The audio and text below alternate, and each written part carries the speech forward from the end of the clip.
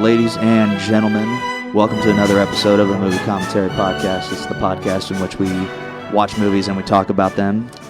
And I'm here with a very special guest. Excuse my flub up. Good friend of mine, Cody Leis. Welcome to the podcast. Thanks for having me, Nick. How are you? I'm good, man. I'm good. I'm really excited for the show we're about to watch. What are we watching, Cody? We are going to deep dive Star Wars. I love the deep dive. I love the deep dive into Star Wars: A New Hope.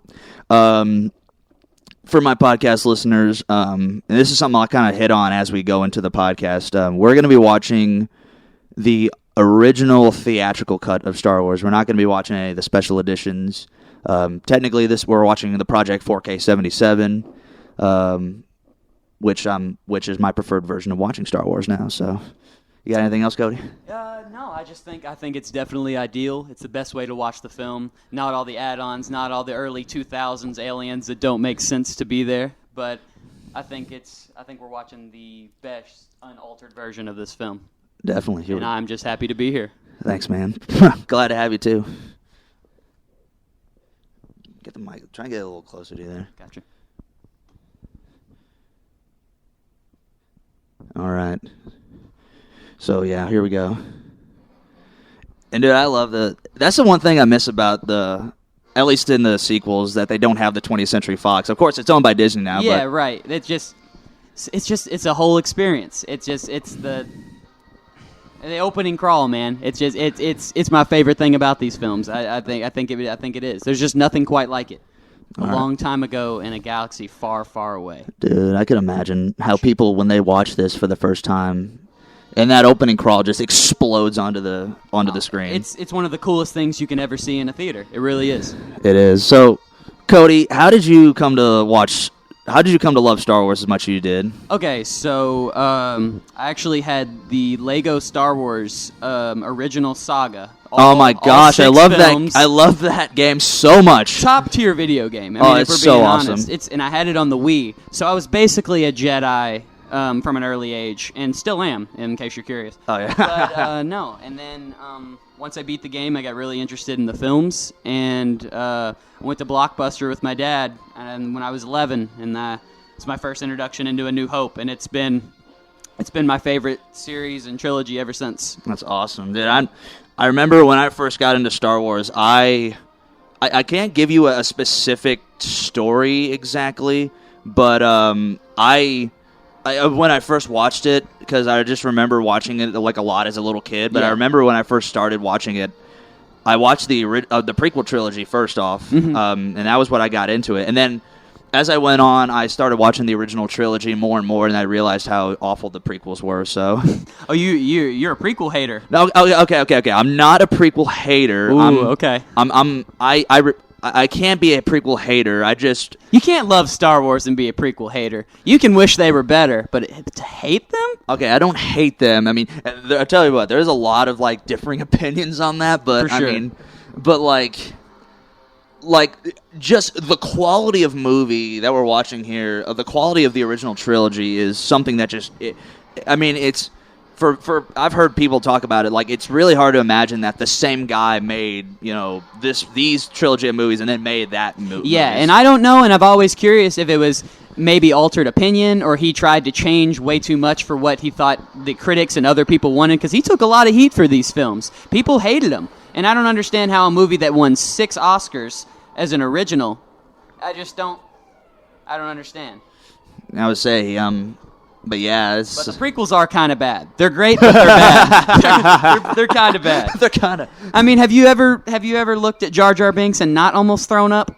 I mean, I don't have that much against Jar Jar Binks. I mean, it's just, it's nothing. It's not like it's like part of the acting, and I will admit Jar Jar Binks is part of it, but again, it's just, I don't know. So maybe we have to call this the Phantom Menace pod. I think we've switched. I was gonna say that's enough on the prequels. Let's get to a great movie here. So to set the scene, we are looking at a vibrant C-3PO and a always excellent R2D2. Oh, I love R2D2. And we are about to witness Darth Vader for the first time. This is the first time it was ever introduced on screen, and probably one of my favorite Vader scenes. I mean, he really just you get the vibe and you just steals the screen. Oh, definitely. And so the stormtroopers are about to cut the door open. I don't know if you've ever seen some of the behind the scenes footage before they dubbed all the voices, but so Darth Vader is played in suit by an actor and then voiced by a completely different actor. Right.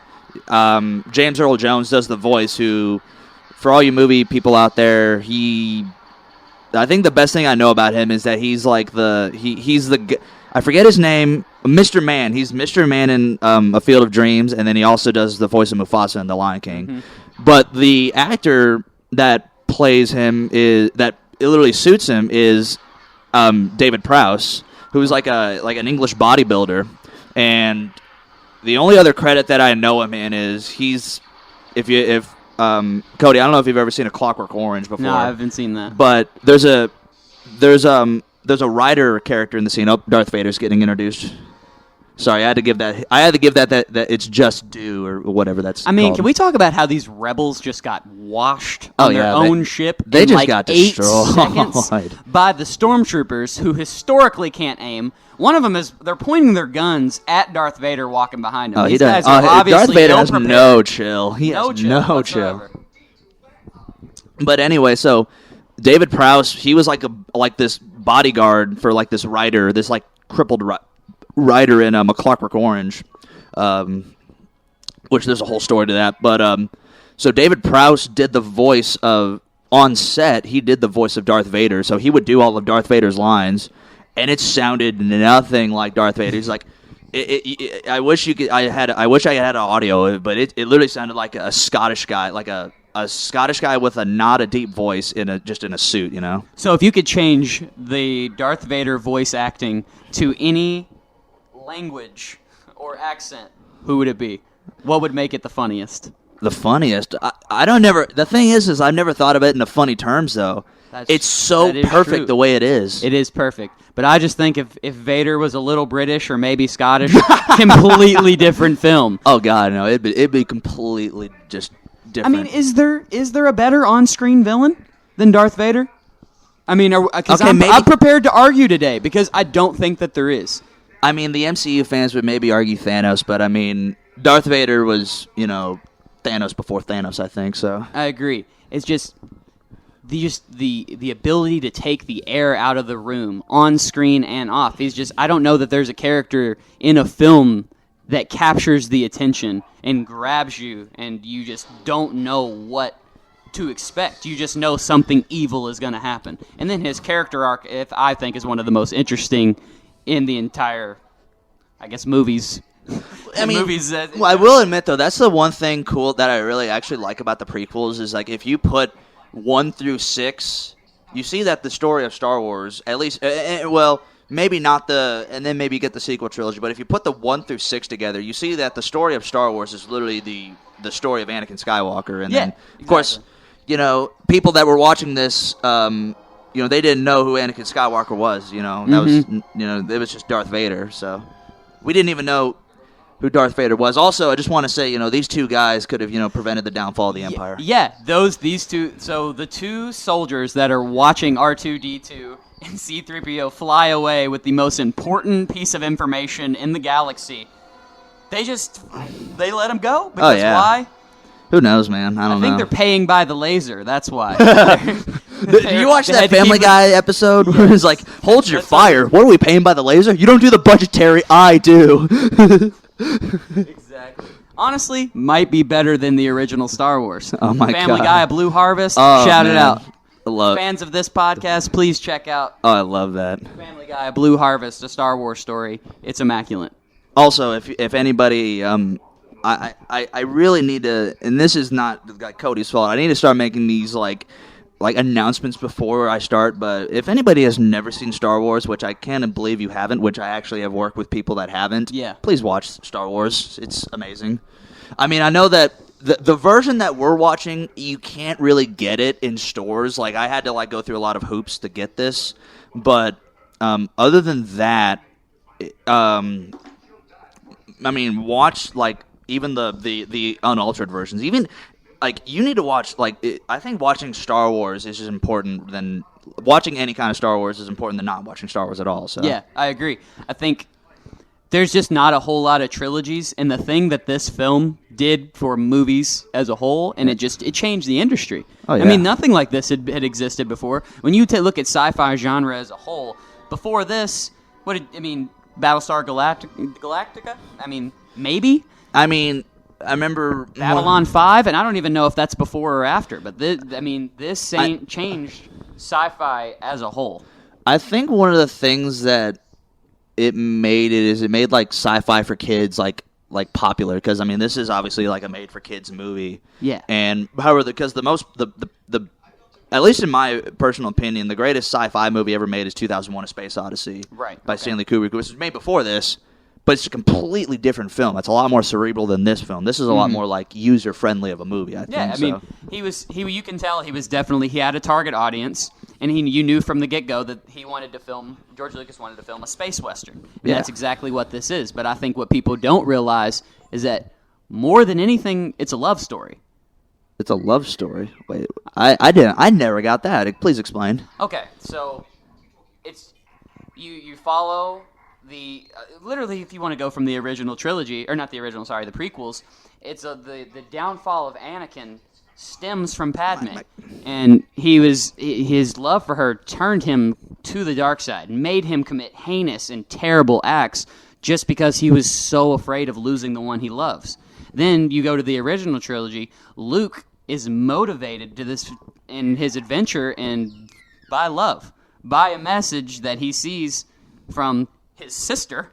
But in the scene where, the help me, Obi-Wan Kenobi, you're my only hope. When you first see her, he is enamored by her. Oh, yeah. And all throughout, you can point to specific points where Han Solo, motivated by love. He wants to impress Leia.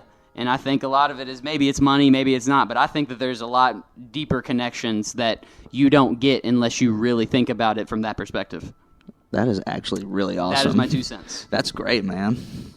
It's a love story, man. A love story, space western. Man. With dinosaur bones. I wonder if those dinosaur bones are real. You think George Lucas was just like, let's just put a that's like, because like when they did the special editions, they put like dinosaur creatures and whatnot. Yeah, that's just like, I want a dinosaur in this movie, and I put bones in the background. So in a galaxy far, far away, there's this Tyrannosaurus Rex in the middle of the desert in Tatooine. Oh my gosh. So going on about Tatooine, so this was kind of behind the scenes information about that. The scenes on Tatooine were filmed in Tunisia in the deserts there, and then the scene that we're watching here, R2D2 in the valley. I believe this was like some kind of like Death Valley, like some kind of valley in the States somewhere, probably in like the, probably down by like California or Utah or something like that. I'm not exactly sure, but the thing is like, I mean, this production was just, especially the Tunisia shoot, was just absolutely just horrendous, because it was one of the things that happened. So some of the stories was they went out for their first day of shooting, and literally the desert was hit with its worst like day of rain in like over 50 years. It was Seriously? And like one of the production like people, like one of the assistant directors, like he came out, he's like, I came out of bed and the rain was going horizontal, and it was just like pouring rain and whatnot.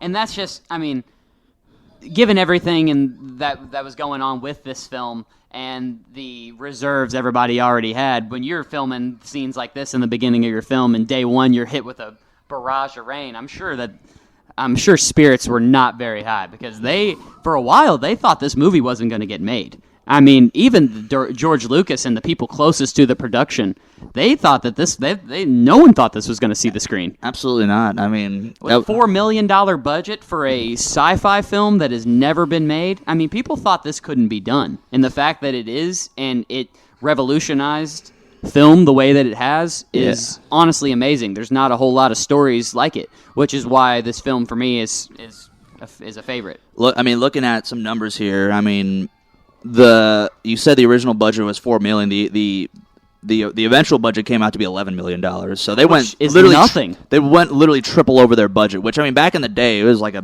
very expensive movie that was made. Yeah. So yeah. Did you know this movie won 6 Oscars? I did. I didn't know it won the 6. I knew it was really popular at the Academy Awards. It didn't win Best Picture though. It didn't. It did Which I will admit, looking at the Oscars now, I mean, I don't think, it's not really a Best Picture kind of winner, but I mean, come on, it's Star Wars. It's the visuals. That's what you're getting from this, it's the soundtrack. I mean, John Williams, I don't know what he did the morning he wrote the music for Star Wars, but I need some of it because I don't know that there's a better soundtrack. Just the orchestra, it sets the scene perfect. I mean, here in a few minutes, we're going to see the binary sunset, and you have Luke kneeling over, and his future is hanging in the balance, and he doesn't know what's going on, but you can tell he's hopeful, and it's accompanied by this music that you feel everything that he's feeling. Yeah. And there's not a whole lot of films where you can say that with just orchestra. And I just think that that's incredible. I mean, I think because I just did an episode on E.T. and John Williams' E.T. score is one of my favorite. That's another fantastic one. Score of all time, and I mean, John Williams is just a genius. I mean, I think Star Wars is probably his best work I think it definitely is his best work that he's ever done. But yeah, no, the score here is just, and not really for this movie in particular, but kind of as he went along in the series, he just created such great pieces of music. He did, for this first movie, you get the opening crawl and some other great music scenes during the Death Star battle, and then in the next movie you get the oh yeah, and then you get you just can't beat it. You can't. And then in the next movie you get the Darth Vader, the Imperial March, which I think for me that's my favorite Star Wars music that John Williams has wrote. So I just think every character has the perfect music. Luke's music, Vader's music. It's just the way it's able to set these scenes and tell you more about the character and what's going on than your eyes can even tell you. There's just not a lot like it. No, definitely not. How much do you think one of these Jawa trucks? How much gas do you think they get to? That's a gas guzzler like no other, man. I mean, we're talking about this box truck that is 65. It's got 37 the tank wheels, treads on it, and there are 50 people in there. Oh my and they're God. driving around the desert selling stuff. I'm pretty sure these are also illegally acquired droids as well. Quite literally, we just watched them kidnap C-3PO and R2D2. Oh yeah, are Jawas criminals? Are we? I mean, we see them. I mean, for those that have watched The Mandalorian, I mean, they literally stole from the Mandalorian ship. They did. So. They did. Stripped it clean in record time. I need to make a confession while we're watching this movie. I still have not finished the first season of The Mandalorian. Nick. I know. I'm ashamed. I might have to leave. I'm ashamed. It's the best thing on Disney Plus. Baby Yoda? Oh gosh. I mean, the first 4 episodes were great. I mean, that's probably I will admit that's probably the last 4 are so much better. I will admit that's what's scary. I don't want to dog on the sequel trilogy because I actually part of me likes this. I like the sequel trilogy as a whole. Mm-hmm. I mean, not nearly as good as the originals, but The Mandalorian's the best Star Wars that Disney's produced. I mean, absolutely. Since Disney's bought The Mandalorian, is the most complete story. Oh yeah, it's got the best characters, the best act. It's just a phenomenal TV show. It's not a lot of the complaints that go along with Star Wars. You won't have the same with The Mandalorian, and it's a lot darker too. And Baby Yoda. Say what you want about the marketing scheme and everything once. You cannot look into those eyes and not melt. Baby Yoda for president 2020. Yeah, I've said I get that. It's here, and I'm voting. He is the best candidate for that, to be quite honest with you. Okay. So, yeah, we're watching Luke. They are buying C-3PO and R2D2. So I want to hit on an interesting story about C-3PO and kind of his behind the scene, a certain behind the scenes story that happened with him. So the actor Anthony Daniels, who's the actor and also does the voices as well. Mm-hmm. I do remember the first time that when he got put into the C-3PO costume, the costume literally around him just I think from in the terms that he said, it shattered, and according to like one of the hard pieces of plastic, apparently just sliced his foot just wide open, and it was like apparently a really bad really bad injury, and it just wasn't a good start. I mean, again, it was one of those things like where the production it just kind of again off of a bad foot, and then along with the fact that this is also the desert, and you got to notice not only the C-3PO suit but also the heavy cloaks that Luke and his uncle are wearing. I mean, it's just yeah. No, if you read the articles back in 77, 76 when they're filming this, these Tatooine scenes were brutal. I mean, the cast hated being there. They really did. And which is rare because this cast got along so well, and you hear such great things from the filming. Yeah. But at times it was rough. I mean, it really was. It wasn't. Yeah, it was. Yeah. How do you feel about Luke? Give me your Luke. Give me your Luke deep dive. I love him, but he's kind of a whiner. He's kind of annoying in this movie. You know what? I watched an honest trailer of Star Wars, and then they were comparing the whiny Luke to whiny Anakin in the prequels. So as much as people dog on the whiny Anakin especially in Attack of the Clones, I mean, Luke kind of started off the same way as well. But I mean, I didn't hate not hate the prequels. I didn't not like the prequels because of that, and I don't mind Luke kind of being like that. I mean, I kind of, you look at I think because we're watching these movies 30, 40 years after they've been released. Right. I mean, shoot, this year is the 50th anniversary of Empire Strikes Back, right? And I think we've been past that date actually, but as we've seen literally the whole story of Star Wars, I mean, you appreciate his character more, and I really like Luke's whole arc. Even this might be an unpopular opinion, but I didn't mind his story arc in the sequel trilogy. Oh, not at all. I thought that they did it pretty well. I think he was a little too maybe distant and removed in The Last Jedi. I think my one complaint, not to get too ahead and get to the other movies, but I think that if I was writing this story, I think Luke would have been a little bit more willing to train Rey, given everything that had happened, even with Kylo, and he saved the galaxy 9 times. I mean, after a while, it's just a hobby at that point. Although, I will admit, though, from what I think, at least from what as Luke as a character to me, I would believe that him really because him being that reclusive is, I think that to me that's in line with his character, to be quite honest with you. Because the way that I see him, at least that I know of Luke in the original trilogy, he's got a really strong moral compass, and he cares a lot about his friends, and he cares a lot about his action and his so much so that it shapes his entire arc. To the point where when I think that if he had what he describes is in the Last Jedi, where he had that moment of weakness where he saw the darkness in Kylo and he was about to strike him down, and then after that Kylo became evil, and then it was in his eyes he was the reason Kylo became evil, and that so is I true. could see how that happened. So that is true. He was drinking alien titty milk on an island by himself. We saw where the blue milk came from. I love that. That is where blue milk comes from. Oh my gosh! How do they get it on Tatooine though? Is it imported? You think the Hutts take care of it? Well, okay, I do. I mean, it might be the bantha milk, because you see the banthas. You do. And when they look at the sand people, but is blue milk good for you? I don't know. I gotta just imagine it just being it looks thick.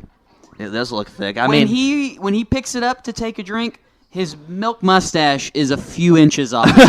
It's a thick beverage. I don't know if milk's not supposed to be that way. I don't know. I don't know if you've ever, but if you actually ever go down to the Walt Disney World, you go to the Star Wars experience, you can actually get blue milk down there. So. Have you been? I have not, but the blue milk is something I'd like to get if I do go down there.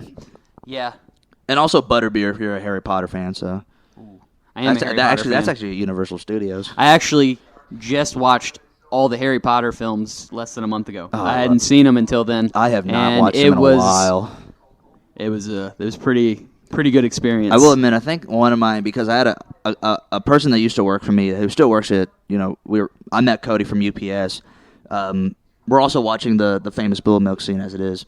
But one of my friends, the person that used to work for me at UPS, she apparently has been on like a big Harry Potter kick on Instagram and whatnot. She's been watching all the movies and whatnot, and that's an inspiration to maybe make a. It's just a fantastic. If you have nothing to do, it's a best binge. It's the best binge movies. It really is. Because Star Wars, it's a little slower. They're long. A lot of movies. I mean, granted, there are eight Harry Potter films, but they just flow. Oh, they do flow yeah. really well. They do and flow. They're so easy to watch and so easy to stay engaged. And that's, I mean, if we're talking about, all-time great cast, Star Wars and Harry Potter might be 1 and 2. Definitely. One thing that's interesting about Mark Hamill is that he didn't really, to be quite honest with you, I mean, literally it's Star Wars and then the voice of the Joker in the Batman animated series, and that's literally all he's known for. Have you ever seen Kingsman? I have not seen Kingsman. Is that the Kingsman Secret Service movie? Mm-hmm. I have not seen that. He is in Kingsman for all of 3 seconds, and spoiler alert, guys, his head explodes. Oh my gosh. And it's old and fat Mark Hamill, so you don't realize it. And then halfway through a head explosion, he really looks like Luke Skywalker. Oh my gosh. And it's really kind of sad, to be quite honest with you, as a Star Wars fan. Watching Luke his head just explode. Yeah, so. I didn't need that. I didn't need to see that. And especially since I watched it in a not so good movie. It was just oh man. Binary sunset scene. Oh, I love this scene. We just might have to have a moment of silence. We just might. Well, let's just do that.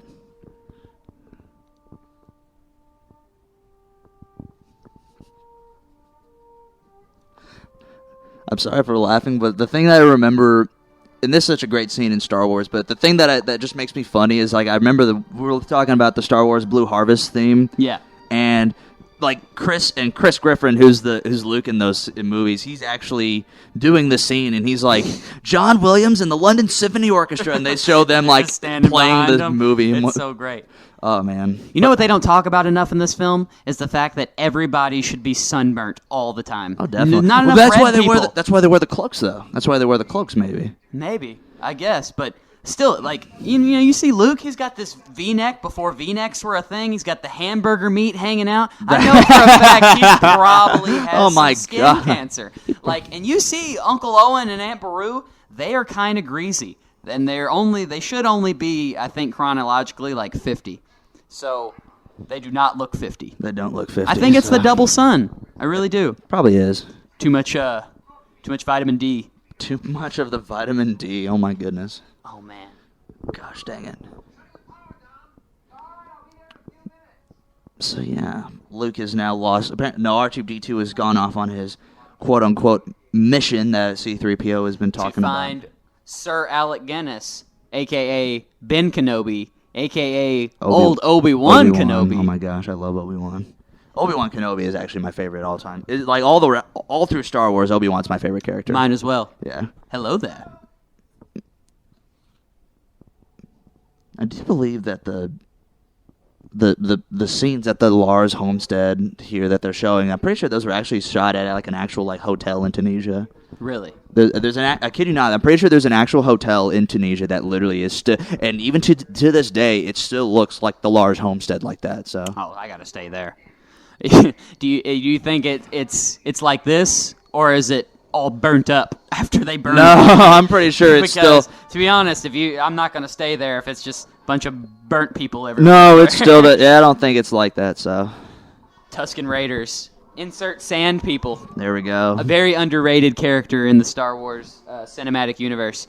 They drive bison, they carry sniper rifles, and Definitely. they just destroy things. Oh, yeah, and scream at strangers in the desert. Scream at strangers in the desert. And as a common theme for Luke in the beginning of this movie, he just gets washed by these Tusken Raiders. Oh, yeah, definitely. Right in the chest, right in the neck, knocked out cold.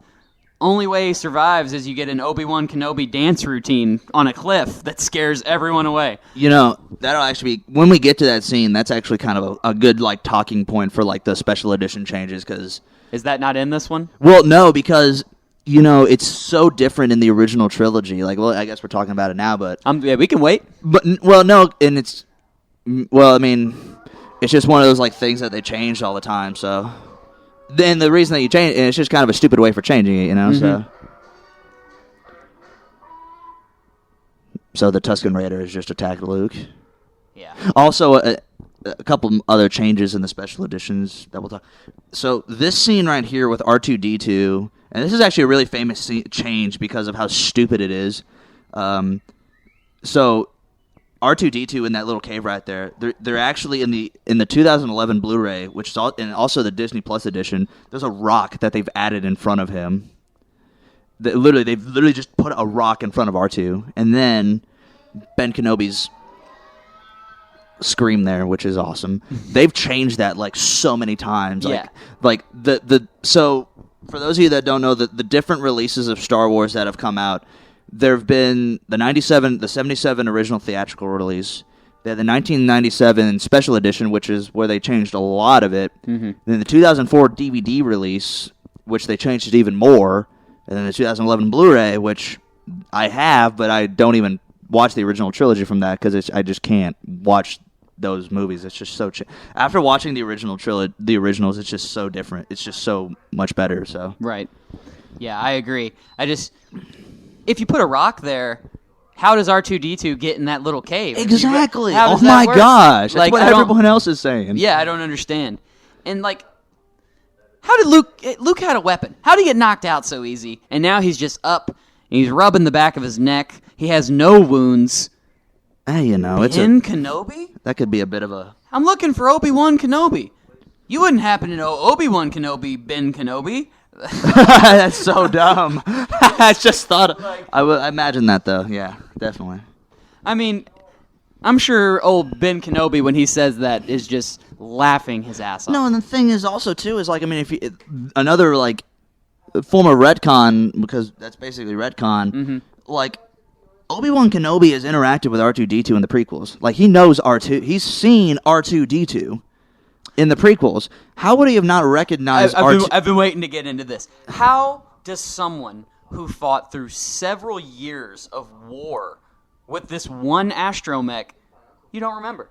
I guess not. And maybe I like to think of it more like not as a film and more logically, and that maybe they weren't planning for sequels, so that, that obviously makes the most sense. But, I mean, George Lucas had to have an end game the way he filmed this. There was going to be more movies.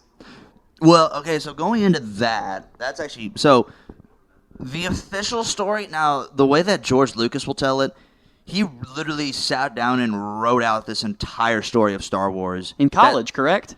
It was a little after college, actually. I mean, Okay. he had made THX 1138, and then he had made...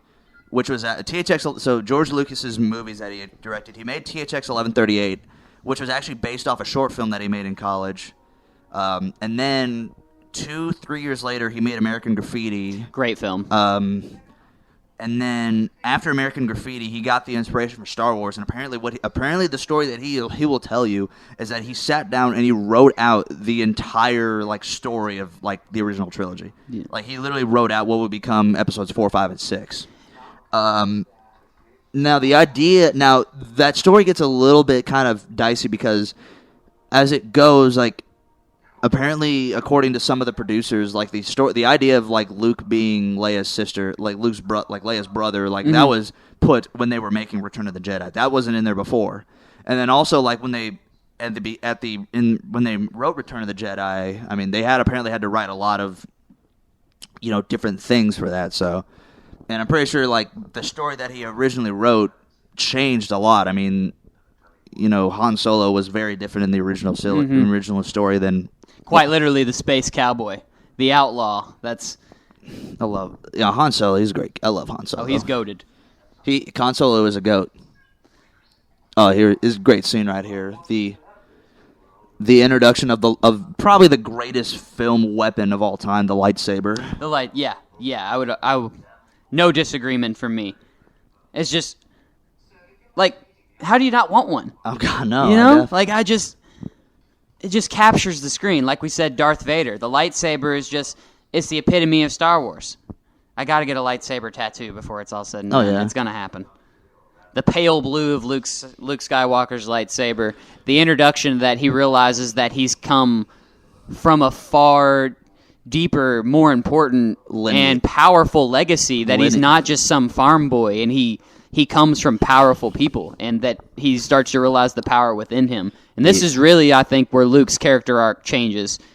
Right here, this is where he becomes Luke Skywalker. Yeah, he's given the lightsaber. He learns his father's lineage from Obi-Wan. That's so great. The wrong lineage, the lie, but you can just see it in his eyes. Obi-Wan's perspective, though, when he's explaining Return of the Jedi, what he thinks it's true, because one could argue, at least in these first couple movies, Darth Vader. We learn when we first know Darth Vader, that we're getting introduced to here in like this very brief expositional scene here of what the Force and what the Jedi is. And you got to remember this little scene here.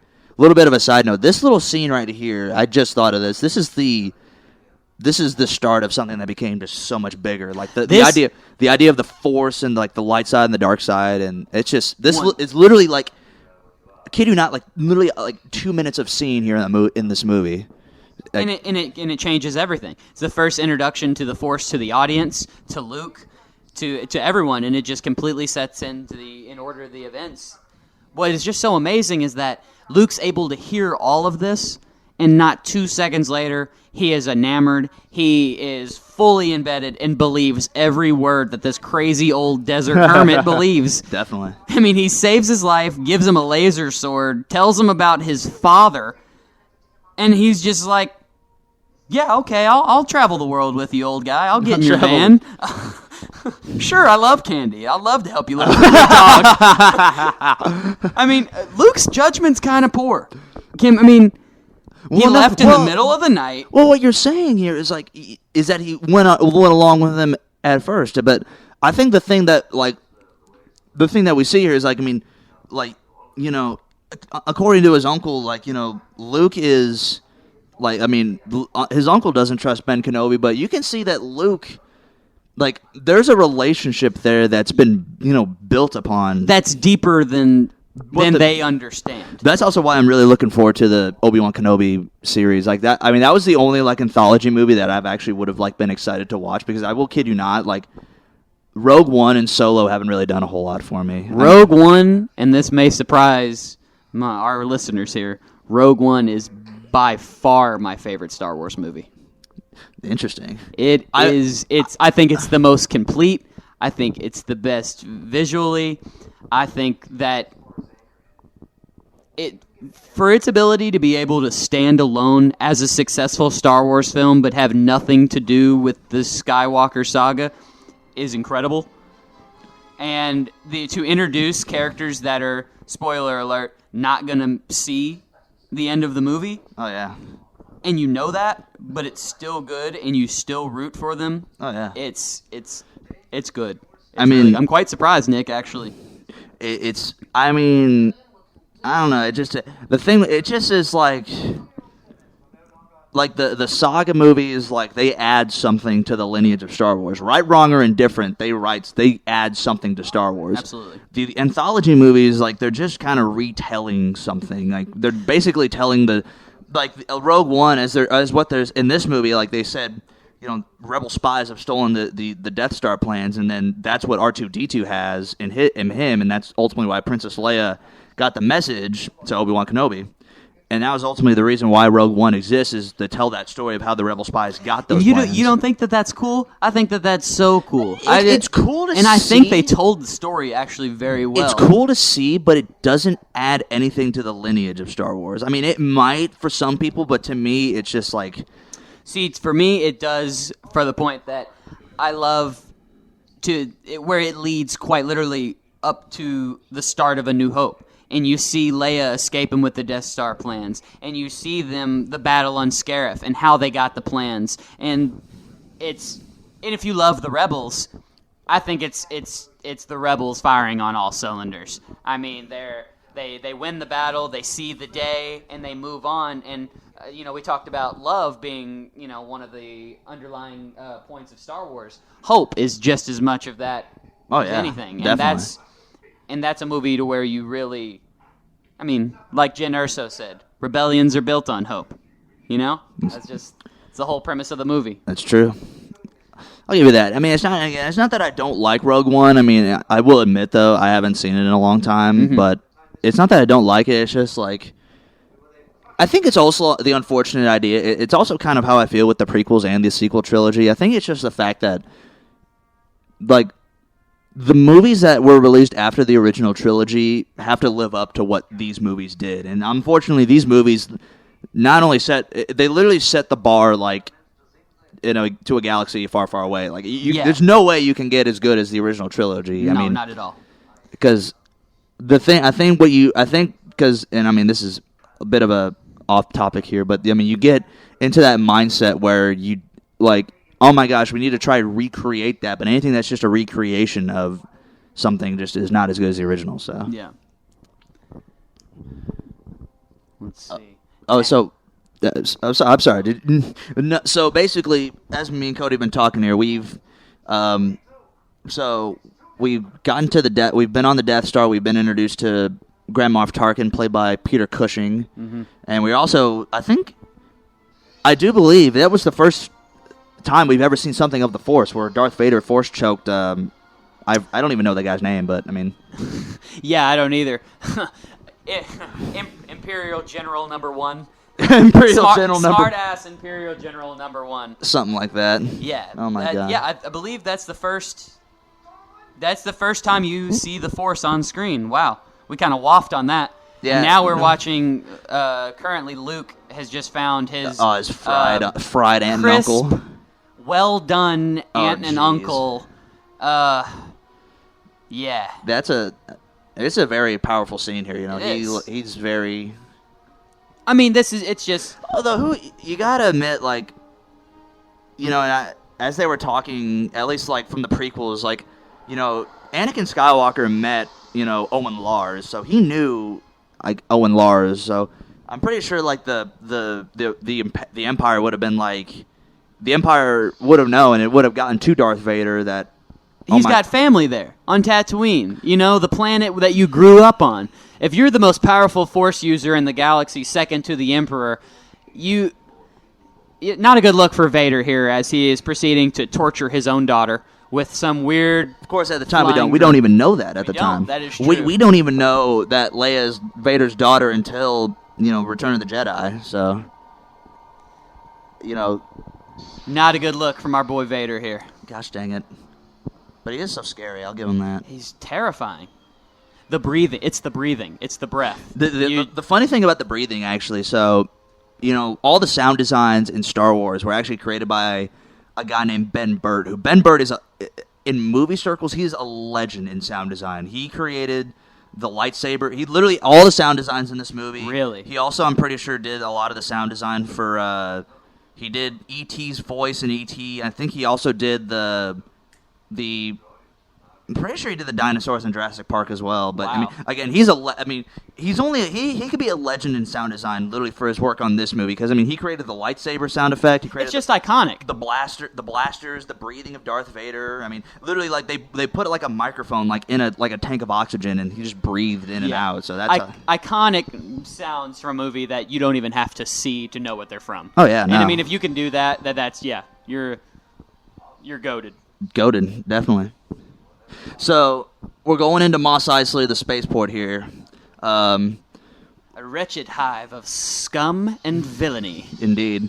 So, one of the things about this Mos Eisley scene that's actually really interesting when you think about the special edition is they added a lot of the additions to the original Star Wars are in the Mos Eisley. Like, they added, like, scenes of, like, Jawas on, like, you know, like these camelbacks. Like, this scene here, like, there's, like, a little... I know in the special edition there's a little droid that goes behind that sand trooper's head. Literally right here there would be a little droid, which not in this movie. Yeah, and then there's have like those big lizards. There's like a dinosaur that walks right in front of there. So right through the middle of this town. There's no roads. There's just guys riding giant dinosaurs. I don't think that's safe. Then you have stormtroopers around. What are they guarding? Like, where... I mean, I don't get it. And the thing is, like, you can even see, like, in this, like, little scene here, like, I mean, the sand speeder that they're using, like, you could see, like, there's, like, a little, like, line of, like, red under, like, the, like, that they had to, like, blur out the wheels that the sand... What about the giant crashed separatist ship? Did you ever notice that? I think I did. That was in the original. That was in the special edition too, right? Yeah. Yeah. No, I think that was something I had noticed a little. I had noticed too, but I mean, again, it's just all about like the changes that George Lucas made to it, and some people like really don't like those changes. Like they that's like one of their most disliked changes, like all the Mos Eisley changes. So. See, I've never minded those as much, just because I feel like it did add something. Because in Mos Eisley, there are all these. It's the epitome of it is the off the wall aliens. You don't know who you're gonna. It's the cantina. It's the bar. It's the wretched hive of scum and villainy. You don't know who you're gonna see. You don't know what you're gonna expect. Also, in the special editions, that Wolfman right there isn't in there as well. It's like this like Cthulhu lizard or something like that. Well, did you know in The Force Awakens they have that wolf, the same wolf? I don't know if it's the same guy, but the same alien. It's the only other time that you see him on screen is he's in Maz's Katina. Oh yeah, I didn't notice that actually. Yeah, it's the only second time you see Wolf Guy on screen. I guess first, because if they take him out, Chewbacca sighting.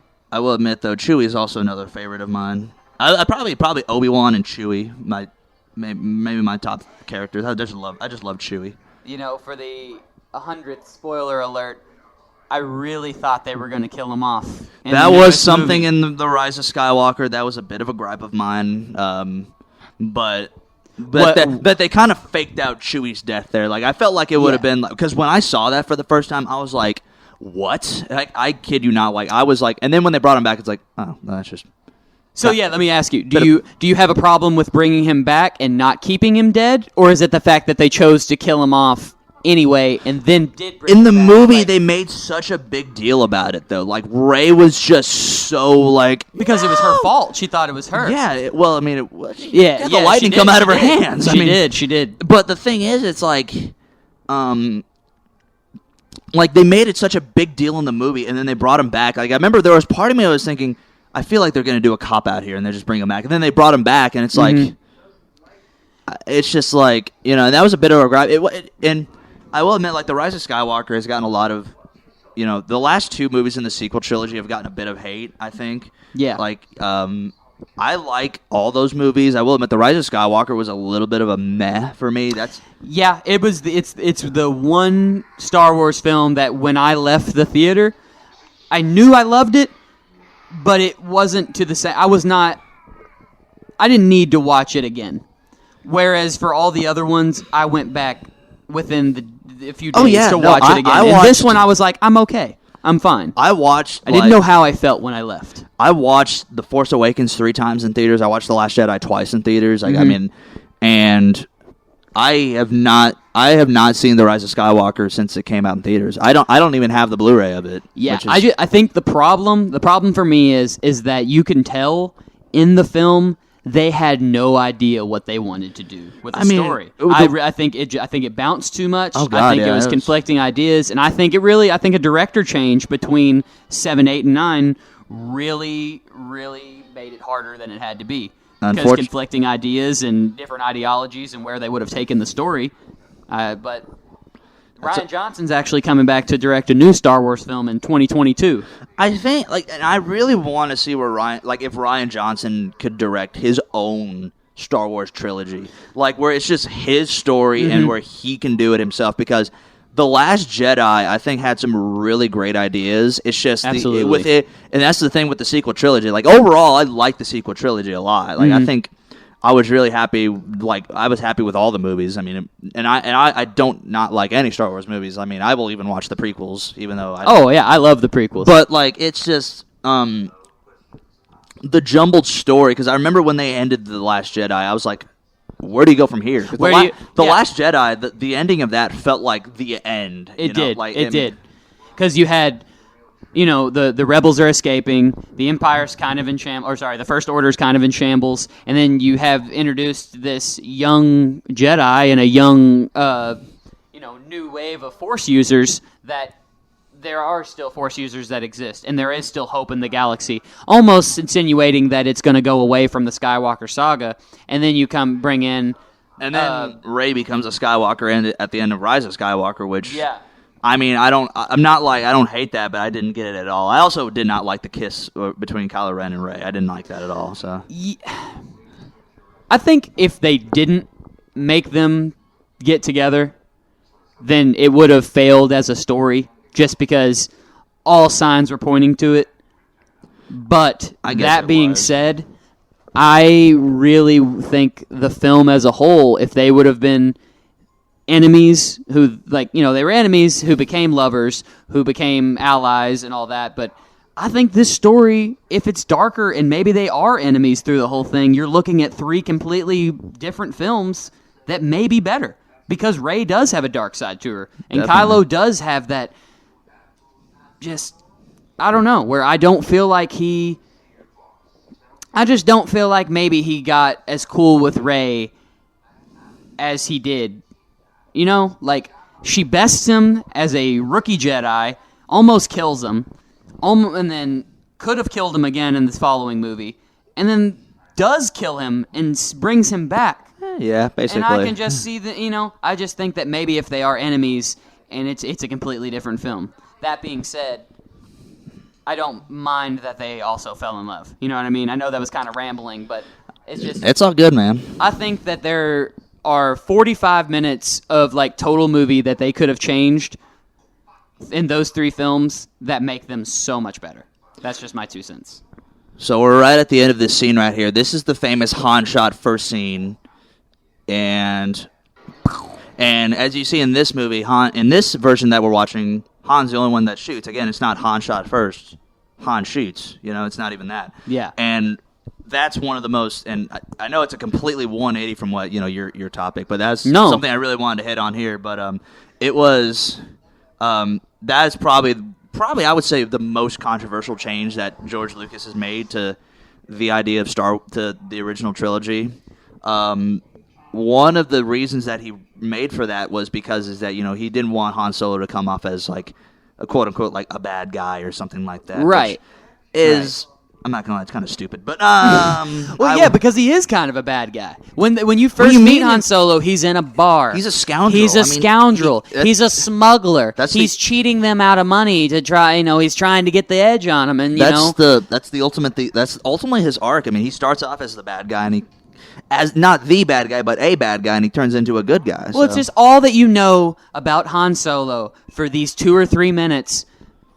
He would shoot first. Oh yeah, definitely. You have Greedo pointing a weapon. Han Solo he's an expert marksman. He's a survivalist. He's a scavenger who has been surviving, committing crimes all across the galaxy, running from the most dangerous gangsters in the world. Of course he shoots first. Oh yeah, no. It's really a bad change. It's one of the few times where George Lucas, I feel, was wrong. Because Han Solo shoots first. He does. Easy. And I don't know anyone that looks at that and is like, oh, that's a good change. Yeah, I mean, nobody says that. Nobody looks at Han for shooting Greedo and is like, I don't know about this Han guy. I just don't, I don't know if he's really a role model for me. No. Now, the interesting thing you said that is Han's running from gangsters. There's actually, I don't know if you've noticed it, but in this version, so you remember Jabba the Hutt was sometimes appeared in A New Hope. Mm-hmm. In the original version, what we're watching here, he didn't appear in that. They actually cut that scene out. The original, and the thing of the scene, it doesn't really, even if you watch it in the movie, it's because I'm pretty sure you've seen Jabba the Hutt in the hangar talking to Han Solo. I mean, he's just saying the same things that he said to Greedo, so I don't really understand why George Lucas would put that scene back in again. Yeah, so if you're George Lucas, you just had Greedo confront Han Solo in a bar. Not 3 minutes before you're already waiting by his ship with all these gangsters to tell him the exact same thing you just sent one of your henchmen to tell him, and then when you have him cornered, you let him go because he says... He just sweet talks him. It's really kind of a poor moment for Jabba if you're supposed to be the Tony Soprano of Mos Eisley, and then you just let the guy you're after walk away. I mean, I don't know, man. Definitely. I don't know. I mean, the thing with the idea with the scene that the reason why George Lucas got rid of the scene was because, in '77, the special effects just wouldn't have looked realistic. They were Oh, no. they were going to try and do a stop motion creature, but that would have been, honestly, I would not have liked to seen that. And even the CG version that they put in the special editions, like they actually put there's a version in '97 that they put of Jabba, and then there's a version in the 2004 edition where they changed Jabba. And the '97 version of Jabba looks like just literally like a turd, like using my PG terminology here.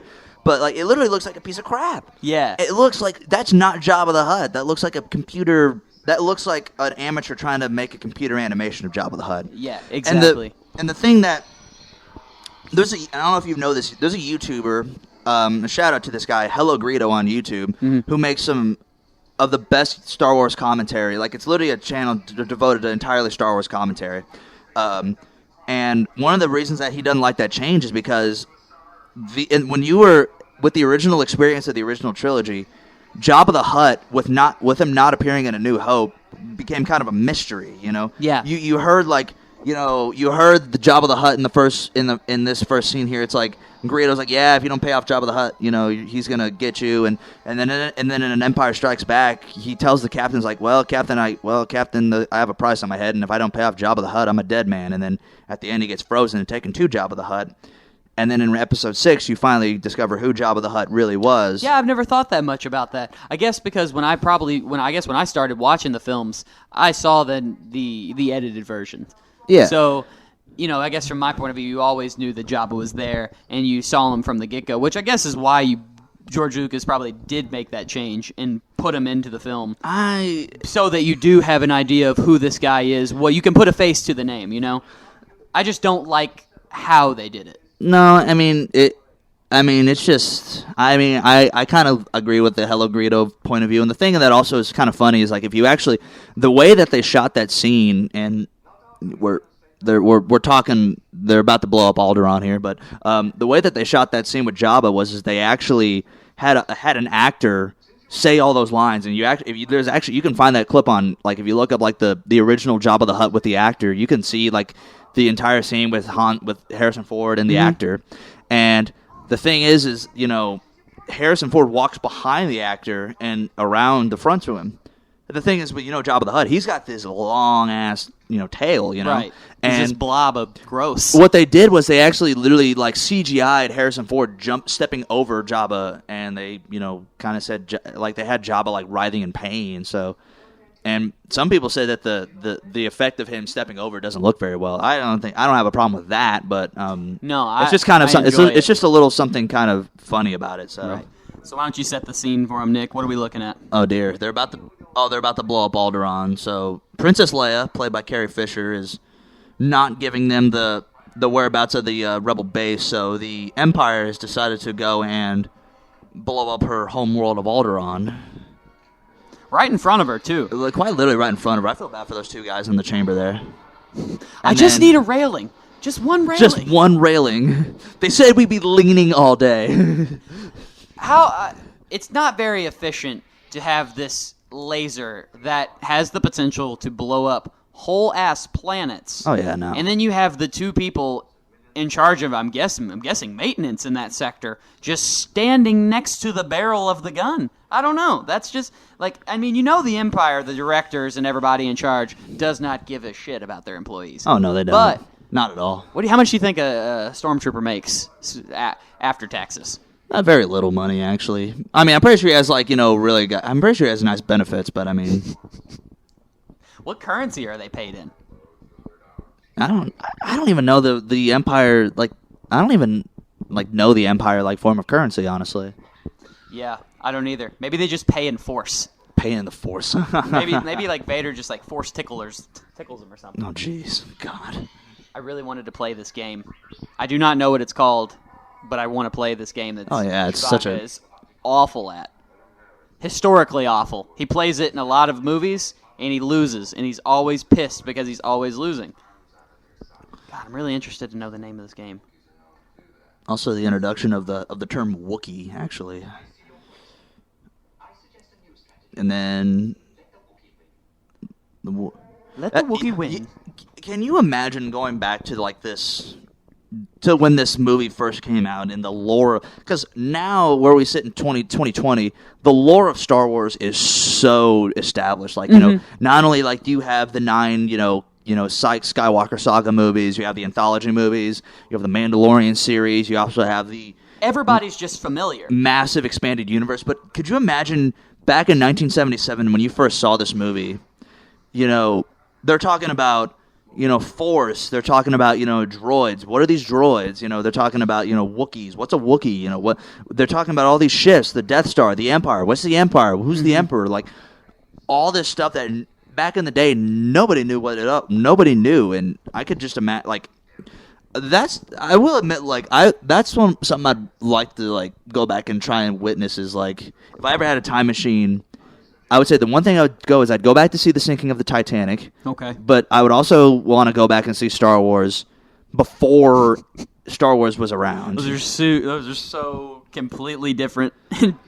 I also, like, if I had, I'd probably use a time awesome. machine for. I'd actually probably do it for something different. But I think you get what I'm saying. Like, I do. seeing Star Wars before the lore was even established. And that's why I think George Lucas took so much heat, and this film had so much problem getting off the ground. I mean, if you're just a stranger, especially someone in the film industry who is in charge of seeing these things get off the ground, Wookiees and droids and Alderaan and Tusken Raiders, and you're just reading that and you're like, this guy is out of his mind. Yeah, no. What was this guy smoking when he wrote the script? I mean, and none of this had been... I mean, there's interviews with Han Solo where he was like, when I read the script, I couldn't stop laughing. They were like, they couldn't believe what they were reading. Oh, yeah, but they realized that this had potential and that he was an all-time talent. Oh, yeah. And then when Harrison Ford worked with him on American Graffiti as well. So that was a pre-established connection there. So he knew how talented George Lucas was, and I think the whole cast was able to come together, and they saw the vision. But like I mentioned earlier, they just dogged him. I mean, it was for his choices, for like the terminology, the costumes. I mean, and then he had to deal with a lot of fire for he was trying to do things that hadn't even been invented yet. They took 1 year in the filming of this movie to build a camera just to film some of the dogfighting scenes in space. Oh, yeah, definitely.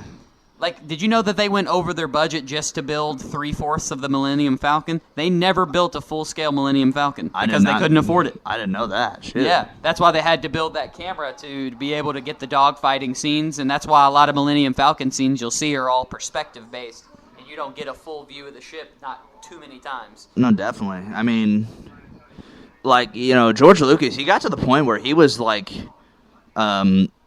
where he actually he got hospitalized during the making of this movie. Like, really? Yeah, he had like he had like it wasn't like anything like he just it just like the stress of it just got to him, and like he was just overstressed, and he just had to, you know, put himself into to the hospital because I mean you gotta admit, like, he had the actors and actresses, like, they were giving him like all kinds of grief in the movie, and then also he had to deal with, like, you know, 20th Century Fox just, you know, coming down on him, you know. There was a film, I believe it was a film company in London, and that's who funded a lot of the kind of the back half and the second half of the movie, and kind of the where the rest of the, you know, the 11 million came from. Oh yeah. And he hated being in London. I think the work was better, and the film, and all in all, and that's why we have Star Wars today. But he was notorious, like, hard to work with, and vice versa, just because it was such conflicting ideas. He had an idea for Star Wars that he didn't want bothered and touched, but he also had to deal with his own. It was his baby, you know? He wanted it to be perfect. And I think that a lot of people conflicted with that. But when you see the finished product, you just realize that there is nothing quite like this film, and that in 1977, it changed everything. Oh yeah, it was such a just a game changer back then. And I actually read a review on the way over. I forget her name, but she was a film critic, and she said that the actors in this film, they don't act poorly. That in fact they are just the poorest of actors. Oh my God! Keep in mind, this woman is talking about Harrison Ford, Alec Guinness. Oh yeah. Mark Hamill, Carrie Fisher. I mean, those are some great actors. And these are historically great. Peter Cushing's in this as well. I mean, he was in some great historical, like... And James Earl Jones with the voice acting. They're great. I mean, come on. There's some great cast, too. It's a great cast. And I don't know at what point can you look... I don't see that at all, say that honestly. These are poor actors. So now we're watching the Millennium Falcon. I love it. That's like lured into the Death Star. That's an underrated part of this movie that I love. Is when it's just the ominous music of like dun dun, and then the Millennium Falcon's just getting sucked into this just planet-sized just monstrosity of a space station, and I feel like it's the first time you're hit with how do they get out of this? It's one of those. Like, what do they do now? Because back's against the wall, stormtroopers boarding the ship. What do they do? Oh yeah. And then Darth Vader here, he'll come out and say, I feel something, a presence I've not felt since obviously, Obi-Wan Kenobi. Mm-hmm. Which it's actually kind of, that scene, it's really, in this movie, of course, this movie was made, 20 years before the prequel started to be made. And, George Lucas, I don't even think he had this idea of a backstory with Obi-Wan and Anakin. But I would have felt like it would have been a much, bigger reaction out of them because there's such a, at least in the prequels, I mean, there's such a bond between them. It's a father-son relationship. And I mean, and that's one of the things that's the thing I do like about the prequels is I love Ewan McGregor as Obi-Wan, and then, and Hayden Christensen is Anakin. I don't hate it. I don't hate it either. Everyone hates it, but I don't hate it either. I mean, I think it's more of just the script that he was given. Yeah, it's bad writing. It really is. It's not Attack good writing. of the Clones. They did him no favors. Absolutely not. And that's where, we talked about Star Wars being a love story. That's the most lovey-dovey film, but they just do it so wrong. Oh, yeah. I hate sand. But going back to that, Ewan McGregor and Anakin and Hayden Christensen, their chemistry as actors, I think, is actually pretty good in the prequels. No, I agree. Now, I think George Lucas does us a disservice because, they talk about all these stories about, you saved me out of that nest of Gundarks, or this story here, this story here. But they just tell you about it. They don't show you the stories. That's more of a. That's not between the actors. That's more of that's a storytelling. I think issue in my eyes at least. But that's why I like the Clone Wars show so much, because you actually do get to take a deeper dive into the chemistry between Anakin and Obi-Wan, and hang on, can we just talk about how these two stormtroopers? They're so stupid. They're so stupid. Oh my gosh! And no one else hears these gunshots in this empty hangar. Yeah. So Luke Skywalker, Han Solo, and Chewbacca just killed 2 stormtroopers to steal their uniforms. Oh, it's so dumb. And now you have this guy who I'm assuming is in charge looking at this window. And it just... None of these guys were smart. All of these guys should have been fired. And now he walks out of this door that is just directly connected right to the room they were in. I'm not really understanding the... I don't get it either, honestly. The architecture here. Me neither. I will admit though, if you ever seen the honest trailer, it's real. The honest trailer for the original Star Wars is really funny because there's going to a space station in space, run by a bunch of clumsy idiots. It's exactly who can't shoot and who their one goal is to take over the world, and they're not very good at it. Oh, they're bad, so bad. Okay, so here's now they've infiltrated the Death Star, and they're trying to locate Princess Leia to save her. Oh yeah. No one is coming. No one's coming in this room. This is I read something. Do you know how many? They said how many people die on the Death Star at the end of the movie. How many? And it's upwards of about 3 million people. That's about how many people. Because you got to think about it, and this is a little dark, but these people are living on the Death Star. Oh yeah, definitely. There's the families of the stormtroopers and everything else, and when you take it into account and you really deep dive on StarWars.com, there's about 3 million deaths when they blow up the Death Star. I mean... And you mean to tell me that no one came in this room where they're just in here for a good 10 minutes trying to locate this princess, forming their plans? Perhaps not. Who knows? I don't know. That's what I like. I like to nitpick. I do. I've done a little bit of nitpicking on the podcast. I mean, I always say, I am nitpicking here, but I mean... It's all in good fun. It is what it is, though. I mean, I understand what you're talking about, though. It doesn't change the film for me. That's why I enjoy it, because when you can point out the small mistakes and poke fun at it, it's you still love the film. That's what's great about it. now they have found Princess Leia.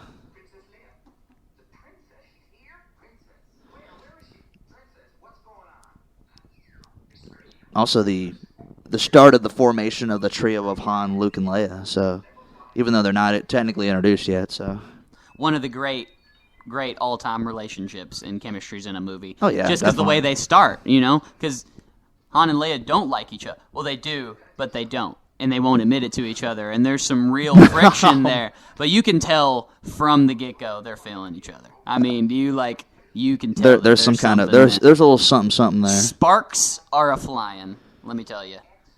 But I mean, I love how like George Lucas, like when he put like at the when they escape the Death Star, where they're like, could you imagine a guy like her and like a guy like me and her? And Luke's like, no, no, not at all. I could never, and you will never, and you will never.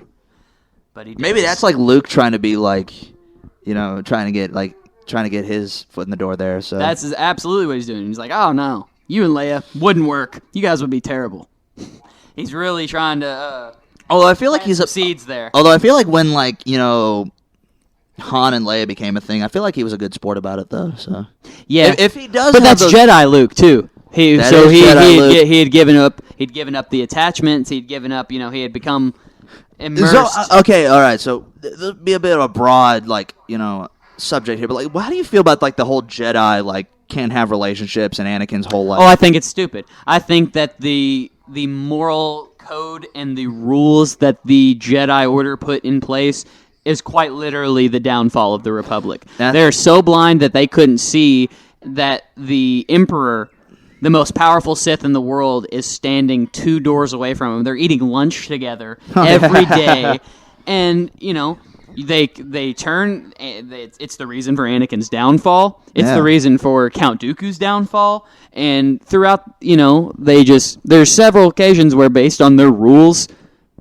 things went bad because they're so high and mighty. Like what Anakin says in Attack of the Clones.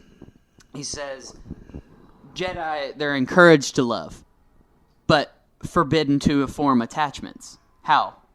Yeah, that doesn't make any sense. What? Nick, I love you, but I am not attached to you in any way whatsoever. Oh my god! And that's something that Luke Skywalker. That's what Skywalker said in the Last Jedi. One of the things that he stated was one of the things he stated was that the blindness of the Jedi was ultimately what caused their downfall, and I think that's ultimately what George Lucas was saying with the prequel trilogies, that the Jedi doing these things is what causes their downfall. I know a lot of people look down on that, but that's ultimately... No, it's good writing, because that's what...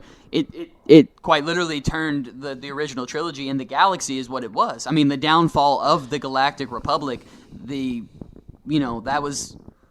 It's like that's your economy. It just fell apart. The one standing government completely in shambles because of the Jedi's moral compass. That was all in all wrong. I agree with that. All right, so we are now in the detention block. I love this guy.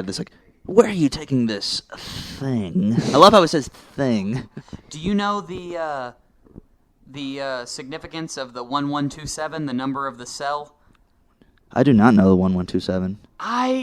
It's something. It was one of George Lucas's friends, I believe, and that number has real significance to him. And now I sound weird for bringing up the point and not actually knowing, but I promise I did. I could imagine the 11 being a reference to his first film, THX 1138. But other than that, we might have to look that up here. What does the 1127 mean? Cell block 1127. Cell block 11. What's the significance of that number?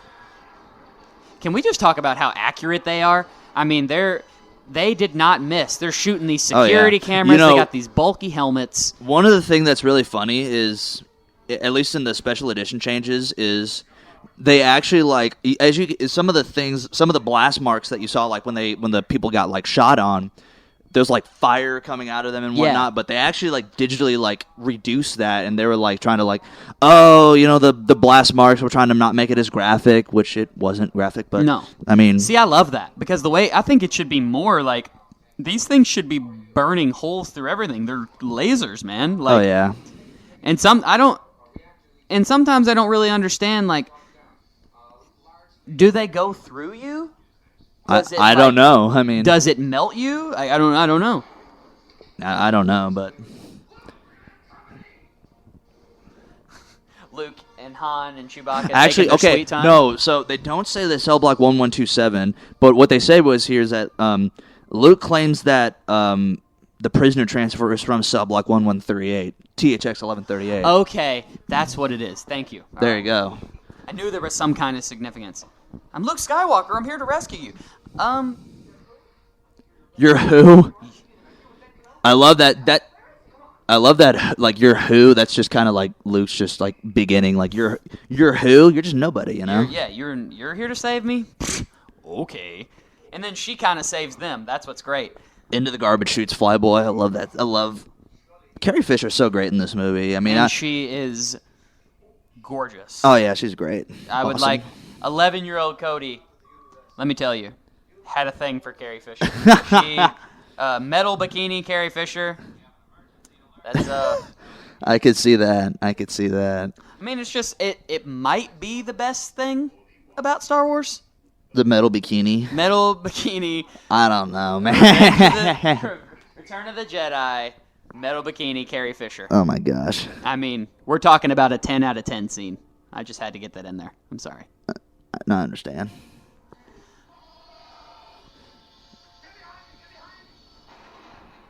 You know, I just wanted to ask you, like, what do you think the quality of the movie? And this is a bit of an off topic, but like the quality, like the HD quality. How do you think of it so far? I think it looks really good. I've noticed that C-3PO isn't as gold in this. Yeah. And I think from this one and then the remastered version, the lighting is different in a lot of scenes. It looks a lot darker. It looks a lot.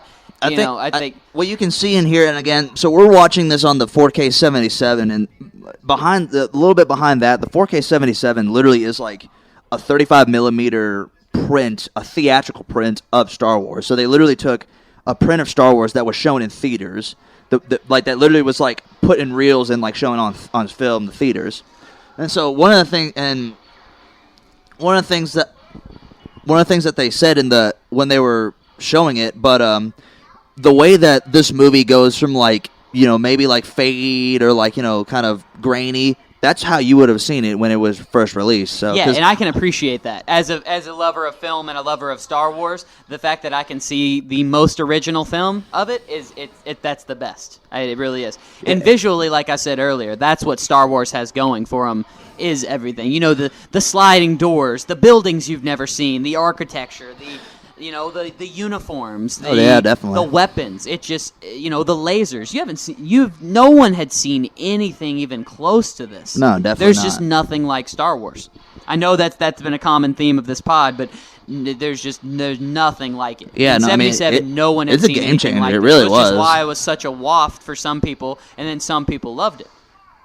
It was just such a good story that I don't know how anybody hated it. I really don't. Again, it's just like I just like going back to the whole, because they have also gotten into the garbage chute, into the garbage disposal. One of the things that I really, because the thing with Project 4K 77, and also with some other movies some things that I've done, because you've also seen it on here. There's also the despecialized version where they literally, in that version, it was literally like this like Czechoslovakian Czech guy. He literally like took like different versions of the movie. Like he would take like the Blu-ray version. There was a DVD version released of the original original theatrical release. There was like still images. There's like all these different things that he would like just cobble together for like a Franken cut of the movie. Mm-hmm. And I have that version on this, that we're watching it on as well. And then, but 4K 77, at least as what we're talking about, that's the version I want to watch because, again, it's the most authentic. Because we're literally watching like a version that would have been, put on in film. Yeah. And then Luke gets pulled underwater by some weird space snake. We never understood what that space snake was. No, it's like, I think that this was the original idea for the movie Anaconda. and then that's like weird space snake in this gross garbage chute that is for some reason filled with like I feel 6 really feet of bad for water. Luke because like he is getting like pulled underneath that water, and it's just, you must imagine it's just so disgusting. Oh, we're just looking at like years of space garbage and dumpster water. Oh god, that's nasty. And like anaconda snake skin. We don't like, and they're all wearing white. You never see Princess Leia. Yeah, I feel bad for her. You never see anyone in the Star Wars universe bathe. You ever notice that? Oh no.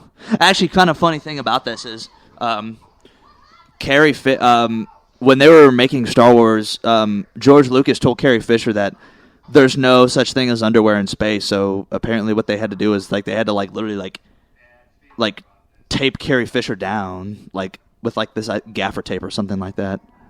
Huh. Now, this is oh gosh, this is also one of I could never watch this scene as a kid. Like no, the stress of this scene was just oh my gosh. Anyone interested in hurting me, this is your time to shine because I am petrified of the wall closing in scenario on me. Absolutely. I mean, because like, what do you do? Because think about this. It's been going now for about 20 or 30 seconds. It's moving so slow. What do you do? Like, what do you do? That's terrifying to me. You're just sitting there waiting for these walls to close, and then there's like 4 or 5 seconds of you're feeling all of that. And no, you're just like, because and they go here, there's like, oh god, they're not by them. I'd rather get eaten by a space snake. I'd rather get eaten by the space snake as well, honestly. Oh, did you see that? They bumped the head, yeah. So this is one of the most infamous Star Wars scenes. It's a meme these days, but the stormtrooper that comes in and finds C-3PO and R2D2 hiding away bumps his head on the sliding door. Oh, it's awesome. It's actually kind of funny. That's actually the one good thing that George Lucas did with the special edition is that he actually added the dunk.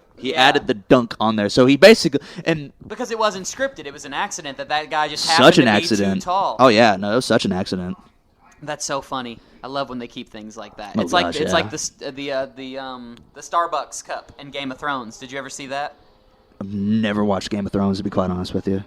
I know I'm disappointing you here, but well, we found our next podcast. We found the next podcast. So in season 8, there's a scene where Emilia Clarke is sitting at this long table, and all the other kings and queens and important people in the realm are sitting with her. And it's a split second, but you'll notice in the corner of the TV, there's a Starbucks venti latte cup sitting on the table, and they never edited it out. And I just think that that's so great. I love when the small mistakes are made, and they keep them in films, and then when you can spot them, I just think it's so cool. I love that, too. That's awesome. So I got a question for you. What's up? And we're about halfway through the film. We got some left. But I wanted to ask you, what's your most rewatchable scene? You got 5 minutes and you're picking through and you just want to watch that one Star Wars scene to get your fill. From A New Hope specifically, what is your favorite scene in this movie? Probably the...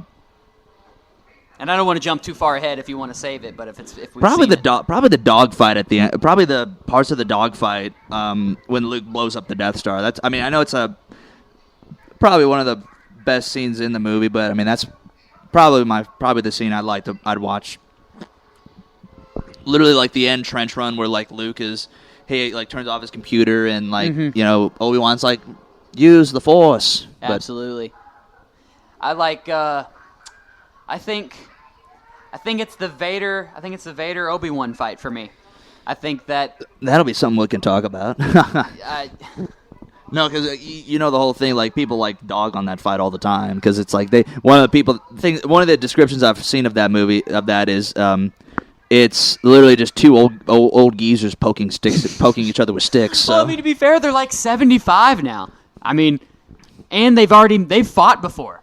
When you think about like what had happened, Obi-Wan already had their climactic battle. He'd been there, done that. But the dialogue that they share between them, and you realize that there is some history, and it's not just the fate of good and evil in this very moment. That this is a rivalry that dates back. Oh yeah, no, these guys I'm pretty sure after what happened to Anakin when he got burned up in Revenge of the Sith, I'm pretty sure he does not. I'm pretty sure he was like out for blood. Yeah. As much as he possibly could have been. So yeah. How do they not have the tractor beam guarded better? Again, that's they did show the. Of course, I mean, I'm pretty sure they also wouldn't have expected like a whole bunch of people to be able to like maneuver around the Death Star easily. That's true. They don't, because I guess at this point are they looking for him? I guess they are. They're looking for him. I think so. Because of the cell block. Yeah. Oh, I love this scene because she's like, "You listen to me to get out of here," and then Han's like, "Screw you," basically. So, will someone get this giant walking carpet out of my way? Carrie Fisher. And then I love limited screen time. And then, shots fired. And then she has and then they build such a great I remember in the Force Awakens when when they come up and they hug Chewie. So the saddest Star Wars scene is when Chewbacca hears about Leia's death. And he just falls to his knees and just lets out the biggest Chewbacca. I think mine was like when Han Solo died, and then that's tough. When Chewbacca just went on just like this rampage, and he just started shooting and everybody. So yeah, he did. He does. He washes like 8 dudes, and hits Kylo, which I think that's one of the few times other than Order 66 you see Force users get hit. With blasters, yeah. With blasters, exactly. Definitely. Because you could just, Kylo was so distraught, he couldn't believe that he had just done that, and then boom, right to the gut. It's a wonder he didn't die. That's a nasty shot from shot. Chewbacca's got one of the most powerful weapons you see. It's a laser crossbow. That's one of the best weapons ever in Star Wars. Now this is a favorite scene for me as well. I also like Solo this scene Chewbacca too. chasing stormtroopers into the room of much more stormtroopers. It's just, I don't know. It's always so funny. Oh, yeah. Well, actually, the special edition change, going back to that, I mean, they actually added more stormtroopers. They literally added, like, a whole hangar room full of stormtroopers. Yeah. Which, I mean, that's just kind of a... What were they doing in there? They're all hanging out. There's like no, 40 it's just kind of just like a... In terms of, like, the changes, it's just like, that's just a change. That's just, that's not something that you can... That's just kind of... So... If I'm ever rich, my plan is to replace all the doors in my home with sliding Star Wars doors. Oh, yeah. Did you ever... you ever watch Futurama? Mm-hmm. So the first episode where, like, Fry gets, like, frozen and goes to the future, like, they have, like, the sliding doors and whatnot. He's like... I think he said, like, cool, just like either, like, Star Wars or Star Trek. And, it like, I remember he stood in the middle of the door and it, like, came down on his face, so... Well, did you hear in the filming of The Force Awakens how Han Solo, Harrison Ford, broke his leg on one of those doors? So that's how he broke his leg. Yeah, it I shattered knew that his ankle. It was they was out for like I think it was 14 weeks. I knew that one of the sliding doors on the Millennium Falcon shut on his leg. And I knew that he got like injured during the filming, and I know he's gotten injured before, but I mean I didn't know it was due to that, but that's actually kind of funny. I think that's probably what fueled the whole, dude, you got to kill me off. I'm done. And one of the things about, like, Harrison Ford's, like, kind of arc in Star Wars is that, he wanted to be killed off, like, after The Empire Strikes Back. Yeah. Like, he wanted to die. He wanted Han Solo to die. But then, like, the writers and George Lucas were like, no, we're not going to do that. We're going to bring you back, so... it's just such a good character. How would they have done it? Okay, so you're George Lucas, and someone tells you have to kill off Han Solo. Who's like one of the literally the most popular like character up until this point in Star Wars. Yeah, exactly. So you have to now. You're tasked with writing off Han Solo in this film. How do you do it? Yeah, no, you can't. I mean, it's... How would you do it? If you had to do it? I mean, I think it would have been like... If he had done it, I think it would have been like some like heroic sacrifice or something like that. But like maybe he dies trying to take out Darth Vader when he's trying to kill Luke at the end. Maybe something like that. Something like that. That would have been awesome, though. Oh, here we go. Now we have the first ever lightsaber battle. It's literally so awesome. And again, the sounds of the lightsabers. I mean, I think what they did with the Ben Burt, what he did was like there was like a speed. It was some kind of like audio acoustics where like he would like like put a microphone in front of like a speaker, and like it caused some kind of like feedback, and he was able to record that and get the sound of kind of like the vroom, vroom, vroom lightsaber, and then the clashing. I don't exactly know how he got the clashing sound of it. Probably the same, but. And the thing that was kind of funny, like looking at some of the behind the scenes, is that they literally were like literally fighting with sticks, and they were and what they tried to do at first was, and this was like, I think these lightsabers, I think they're animated, but what they tried to do is they tried to have like a stick that was like that would kind of like reflect to the camera, that would give it like this glowy kind of like ambiance. Yeah, like it's almost pulsing. Yeah, but that didn't really work, so they kind of had to go to like using sticks, and basically just animating it afterwards. Because I mean, if you look at it, like, and they've touched up the lightsabers, like if you look this scene right here, he's just holding a stick. Yeah, you could see like the animation gets like finicky. Yeah. But of course it's. And the cores of the lightsaber, they're not as, because like when you get to like the prequel trilogy, like you could tell like it's a solid saber. No, you can see the point. But you can see like in this one, it's like it's really pulsing. It's not like it's not a solid. It doesn't look like a solid saber, like what the. Yeah, it's not a sword. It's it's almost a blunt object. Kind of really, they're really skinny. But like the thing that you can see is like looking at it like kind of closely, you can see like the different like kind of the shifting of an animation, because like I'm pretty sure what they did when they animated it, like this is like hand drawn animation like onto like the film stock. So. This is just such good directing. So right now you see Luke and Chewbacca, all of our heroes are about to escape, and they're looking at him from a hangar, almost a big window, and then you watch him sacrifice himself and become one with the Force, and it's just. You had like the music and the soundtrack and the fact that Luke knocks out like a few stormtroopers. No, he deeply saddened by this, that he is just able to stand in a wall of fire, doesn't move.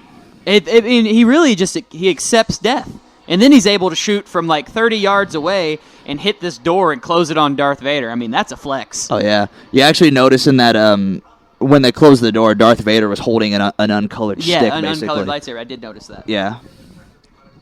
This is a great scene. I love. And also the Millennium Falcon.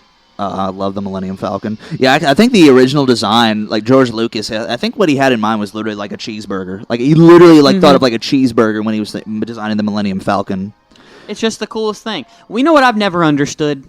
What is the consensus through the Star Wars universe and with all the characters that the Millennium Falcon is a piece of junk? In what way is it a piece of junk? I don't know. I think it's just maybe like the aesthetic look of it. It's overly gray. It's very gray. Like because the thing is, like when you think of like ships in like movies, like they're really like polished. And one of the things that George Lucas wanted to make with Star Wars was a universe that had been lived in. Like this universe, like is exactly. It's not like crisp and clean and polished and whatnot. So it's. So, I could get maybe from that point of view, and I mean, looking at it, it doesn't look I mean, I think it looks great, but I mean, maybe like in that kind of universe, like, maybe to them, it's not a Chrysler, it's kind of, it's kind of like it's like the Volkswagen Beetle of the sky. I guess, But I mean, super cool guns. Fastest ship in the galaxy, made the Kessel Run in 14 parsecs. Actually, I mean, 12 parsecs. 12 Is it 12? Oh, man, I can't believe I just said 14. I'm sorry. In less than 12 parsecs, actually. Han Solo is actually right. is this the ship that made the Kessel Run in 13 parsecs? Right, 12! I had to do a little cut in the audio. What a waft. For that. I'm sorry. It's all good, man. Hey, it's all right. Wow. Studio. We are in studio, and by the 14. Studio, he means my basement. So. That is a joke. Because in Force Awakens, that's exactly. That's what Star Wars is on the TV. 14. Because I was quoting Ray. That's what I was doing. Rolled together. That's not bad. You can just tell how Han Solo loves the Millennium Falcon. Hold on. He does. It's his baby. It is his baby. That's another part about Solo that I love, is you get to see how he came into the Millennium Falcon. I think that's so great.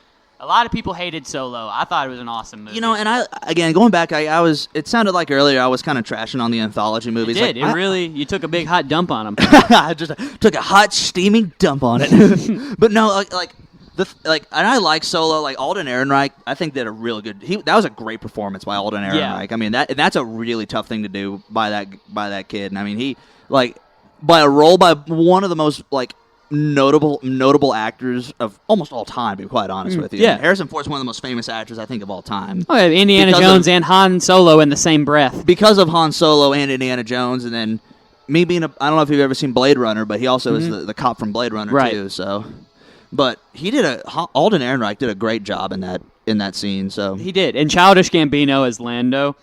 So good. That's a great. He's just a good. Too. He's great in everything. He's so talented. Just to get. I will admit, like when I watched Solo, I was entertained. I liked Solo.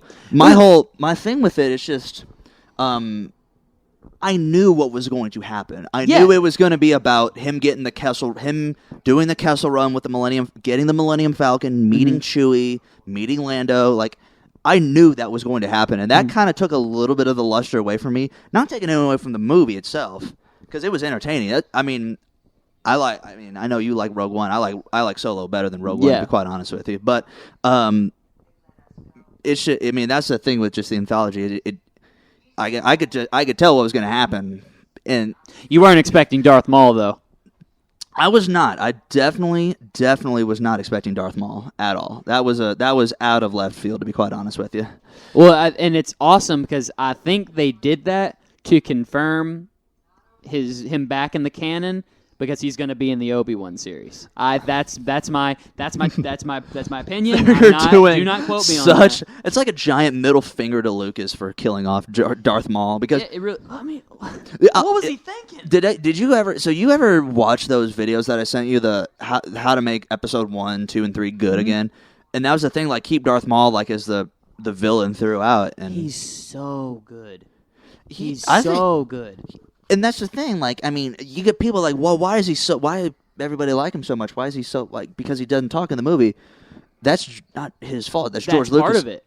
I think that's part of it. The mystery of it, you know. That's the thing. The mystery, because in this movie, you get the mystery of Darth Vader. And yeah, exactly. Doesn't speak a lot. You don't know why he's like that. You know, you don't even know if is he a person. You don't even know you don't even know if he's a man in a suit in this movie. I mean, well, he is a man in a suit, but you don't know in the context of Star Wars. So in Darth Maul, I mean, he's on the screen for all of like what 14 minutes. Oh gosh, yeah. And he's got that deep voice. He's got the red and black face. He's got the double-bladed lightsaber for Christ's sake. Lightsaber. Oh my gosh. And he looks like a ninja, and then he's a baller. I'm just gonna say, baller. man. He's like 15 minutes, 14 points, 12 assists, 8 rebounds, 2 steals, and the game winner. Like, that's no fouls, plus 23 in the game. Oh, my gosh. Darth Maul. That's great. Amazing. Thanks I love the basketball references. Yeah, he was a star. And that's then awesome. They killed him off. Granted, they kill him off in a good way.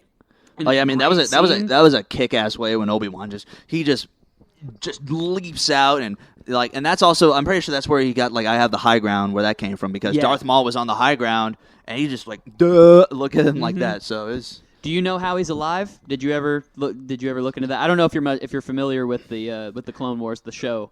Wasn't it they found he actually somehow stayed alive at the bottom of the chasm, and they put he had some kind of skeletal robotic spider legs. He survived off he pieced his legs together, and it was the people in there were some people living down in that whatever abyss that he fell into, and they kind of pieced him back together, and he managed to find his way on a ship and made it to this trash planet, right? Yeah. And he constructed these spider-like legs. Yeah. And and so he survived off that, living off vermin in the trash, until his brother, Savage Opress, Count Dooku's apprentice, finds him and brings him back to Dathomir and gives him his legs back, and the witches and all that. It's a very different side of the Star Wars. Oh yeah, show. definitely. But Mother Talzin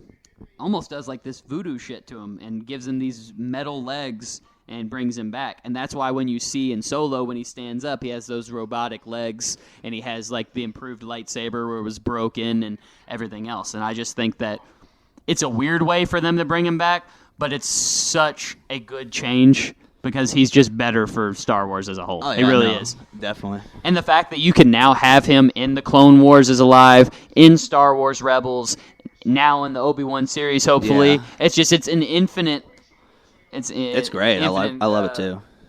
Opportunities. Because he's crucial. He really is. I mean, if you tease him in any way, people are going to watch it more than they won't. I think you know so, what I mean? Yeah. He's like, I'd say other than the Emperor, he's probably the most bankable villain of the prequel series. Yeah, absolutely. Because Count Dooku and Grievous, I like them. They're not expanded upon enough. Underwritten, you know. Underwritten, came out of nowhere. Darth Maul, that was the same thing for him, but it's just not written well enough. So Darth Maul, the thing with him, though, is like he flowed well in the movie. Dooku was just out of nowhere. You know what I mean? Just kind of like, oh yeah, here's Christopher Lee, you know, a bankable actor as a exactly, Count Dooku, so. And it's not bad, but it's just like Jedi defector, maybe Sith, maybe not. You know, maybe I don't know. It's weird. It is very weird. So the one thing I wanted to ask you, I know that I know that Rogue One kind of, it kind of shores this up a little bit, but the hole in the Death Star, you know, as being a bit of a plot hole. Why is that there? What's that like? If you hadn't seen Rogue One and you didn't know that was like kind of a backdoor way to destroy it, put in by like a rebel sympathizer.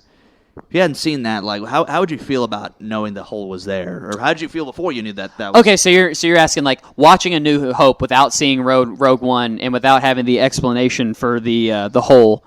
Yeah. Like, why do I think it was there? See, that was one of my biggest things when I was little. I was like, why did they have that?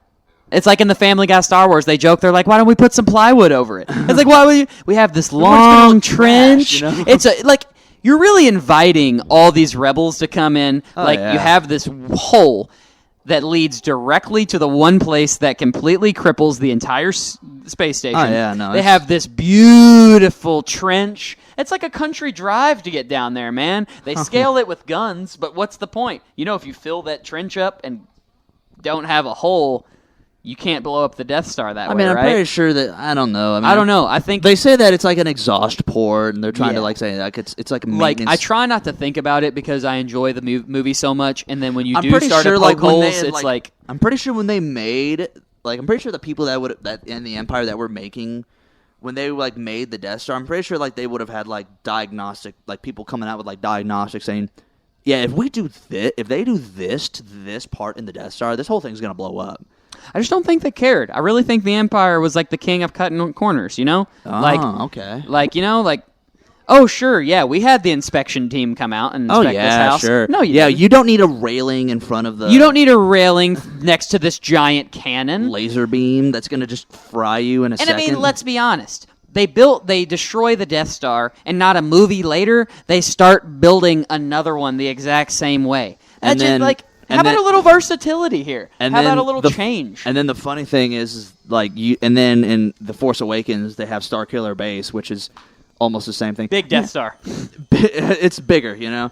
Like, okay, so I don't know if that's something we could talk about, like The Force Awakens essentially being a remake of. It's a shot for shot remake. It is a shot for shot remake. It's good, and I don't mind it. But it is. The thing that I said about The Force Awakens, it feels like a movie I've seen like 100 times. It's like it's a movie I've seen so much and it's stale now. And it's because I've seen Star Wars A New Hope here so many times. Yeah. So I mean that's how I feel about it. The reason it doesn't bother me that it's so like A New Hope, I think because one, I didn't anticipate the new actors to be as good as they were. Yeah. Because I mean nobody had seen Daisy Ridley like that. Yeah, nobody knew who Daisy Ridley or John Boyega was. No, John Boyega, I mean, and you had seen Poe in certain things, not a Star Wars film. No. Not something as mainstream as a Star Wars film. Definitely and they not. stole the show, especially in The Force Awakens, because I think that's all three of their best movie. Maybe not in terms of their careers, but that's their best. Collectively, that's their best movie, I think. And is in terms of all three of their Star Wars films, definitely the best. Yeah, I think so. I actually read an article yesterday where Finn was kind of shitting on the Star Wars directors because they felt that they kind of ruined his character and wrote him out of it. That's what I was thinking, you know, because he's not very good in the last two movies. He's no, not. he gets. That's the one thing that I'm not. That's the one of my biggest pet peeves, and we're talking over again, setting the scene here. We're talking over. They're starting the attack run on the Death Star. We're talking about it. The prequel, the sequels, which is good. Yeah. But the thing, like, you know, Finn, like that was one of my biggest pet peeves of the sequels was Finn was just sidelined for the last two, and I never thought about it in terms of race as what John Boyega says because John Boyega is black, but again, it doesn't look good, It doesn't, and not only in terms of that, but for me, I thought it's just bad storytelling. It's just bad writing. So it is. He was completely useless in. Useless doesn't sound right, but in The Last Jedi, the whole adventure that him and Rose go on, no sense. It goes nowhere. We're going to this. They go to the Churchill Downs galaxy and bet on these weird. They go to the Churchill Downs. Yeah, there's all these rich criminals and arm dealers, and there's these weird. Jackrabbit horses, and then they don't, and then the whole, and then it's like Rose is completely pointless. By the way, yeah, Rose. worst Star Wars character I think. I think Rose, I love how she's so important in The Last Jedi, and then in the Rise of Skywalker. It's because they hated her. She's even barely in the movie. There's an interview about her too, where they were like, "Oh yeah, do you know she had to delete all of her social medias because people hated the character Rose so much they bullied her." Now that I hated the character, but not because of the actor. I feel bad for. Well, anybody that takes a film that seriously is just your scum. You know what I mean? This is a human being who's working and acting for our enjoyment. Though I could see that. Know. No, I totally agree with you on that. The thing that I can see the connections, at least with these movies, is how George Lucas, he got just completely crapped on after when he changed the movies. I mean, even when he made the prequels. Mm-hmm. And one of the things that he even said after he sold Lucasfilm to Disney was you make a movie and then people just kind of are yelling at you and that kind of thing. And it's the same. And, the thing with George Lucas is, I think that what a lot of people say is, George Lucas ruined my childhood. Well, your childhood wouldn't be, if George Lucas hadn't been around, Star Wars wouldn't be in your childhood. It wouldn't exist. And you can not be a fan of the movie, but just, the whole thing we've been talking about.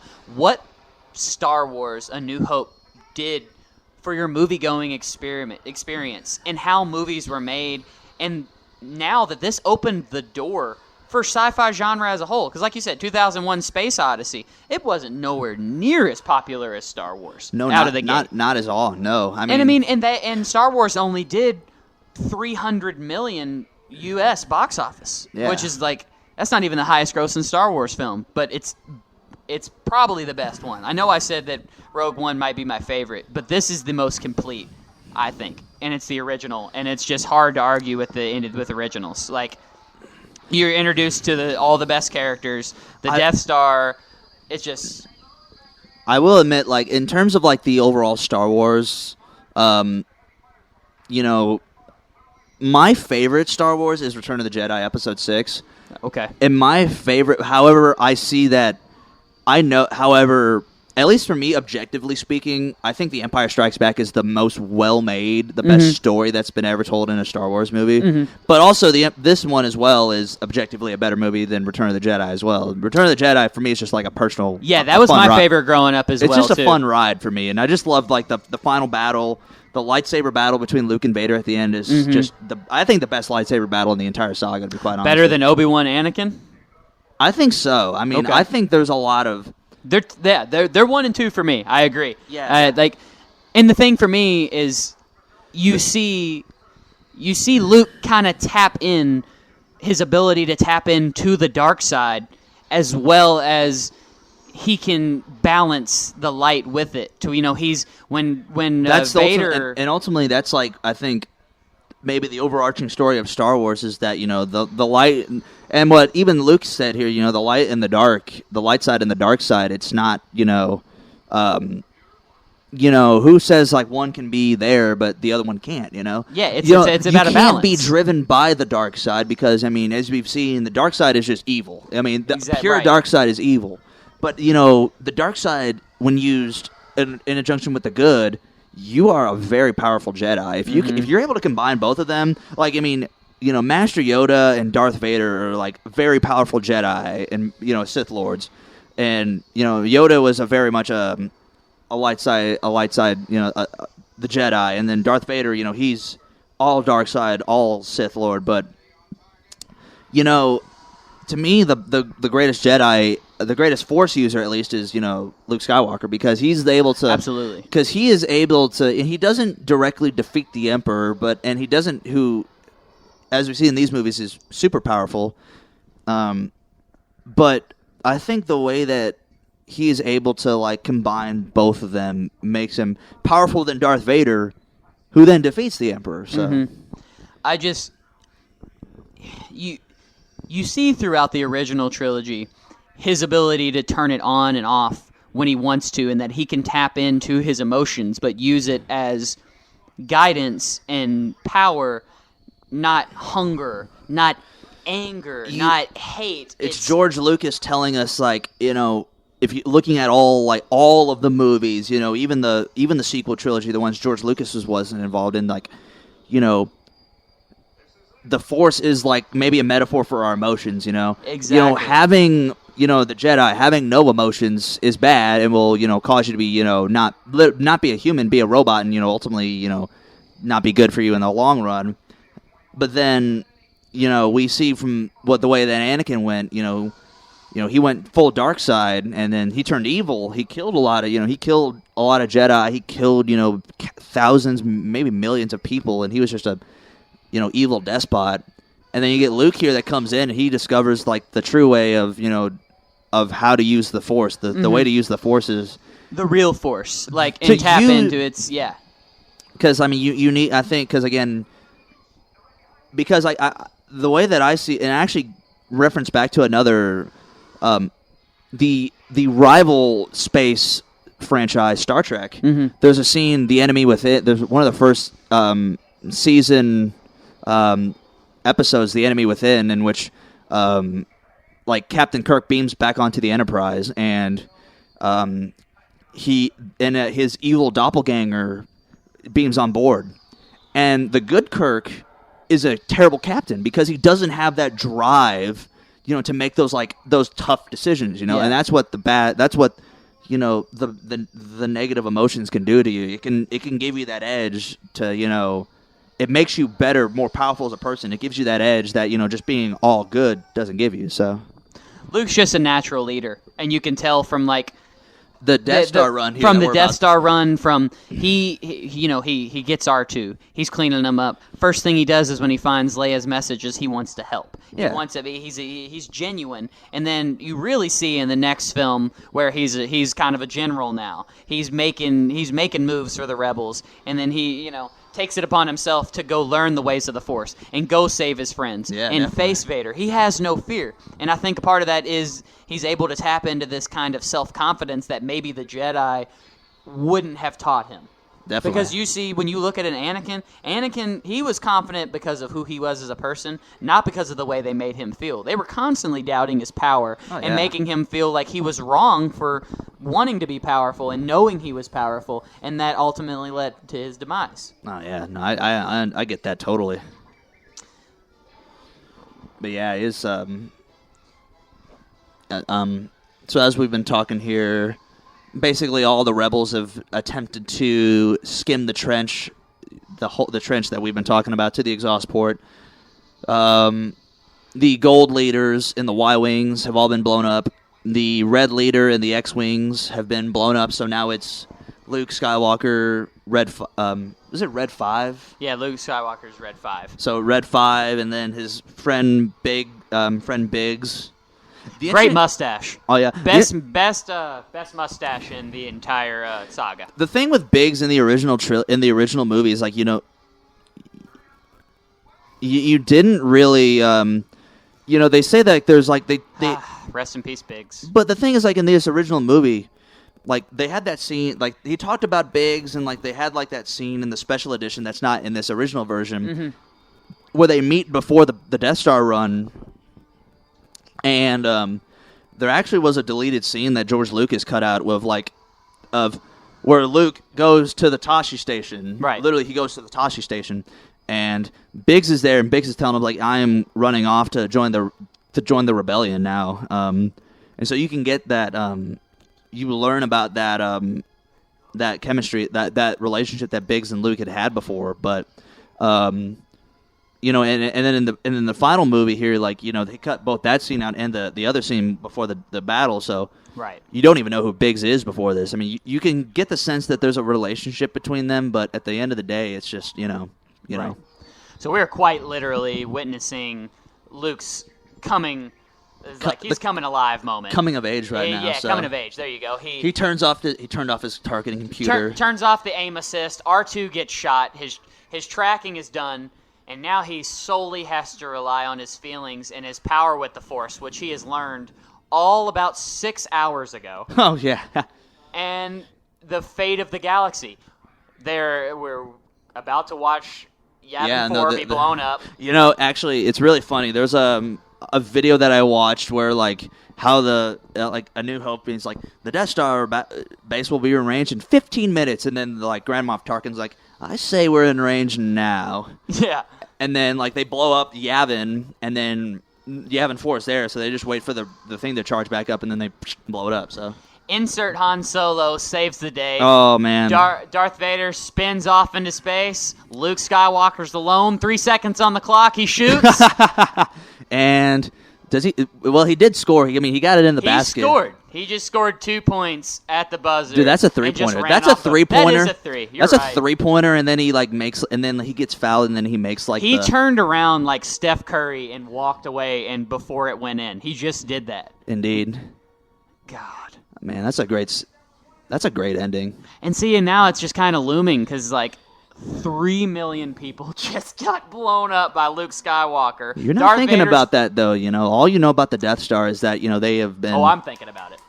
They were... What were they? All you know about the Death Star were just the bad guys, Yeah, now you don't. Of course, once you really get into it, it's... To all my listeners out there, the Rebels aren't that much better. They just killed a whole lot of people, and now they're all celebrating. Granted, they were all about to die too. Hey, it's kill or be killed, man. That's how it is. It's a dog-eat-dog world. That's how it is, man.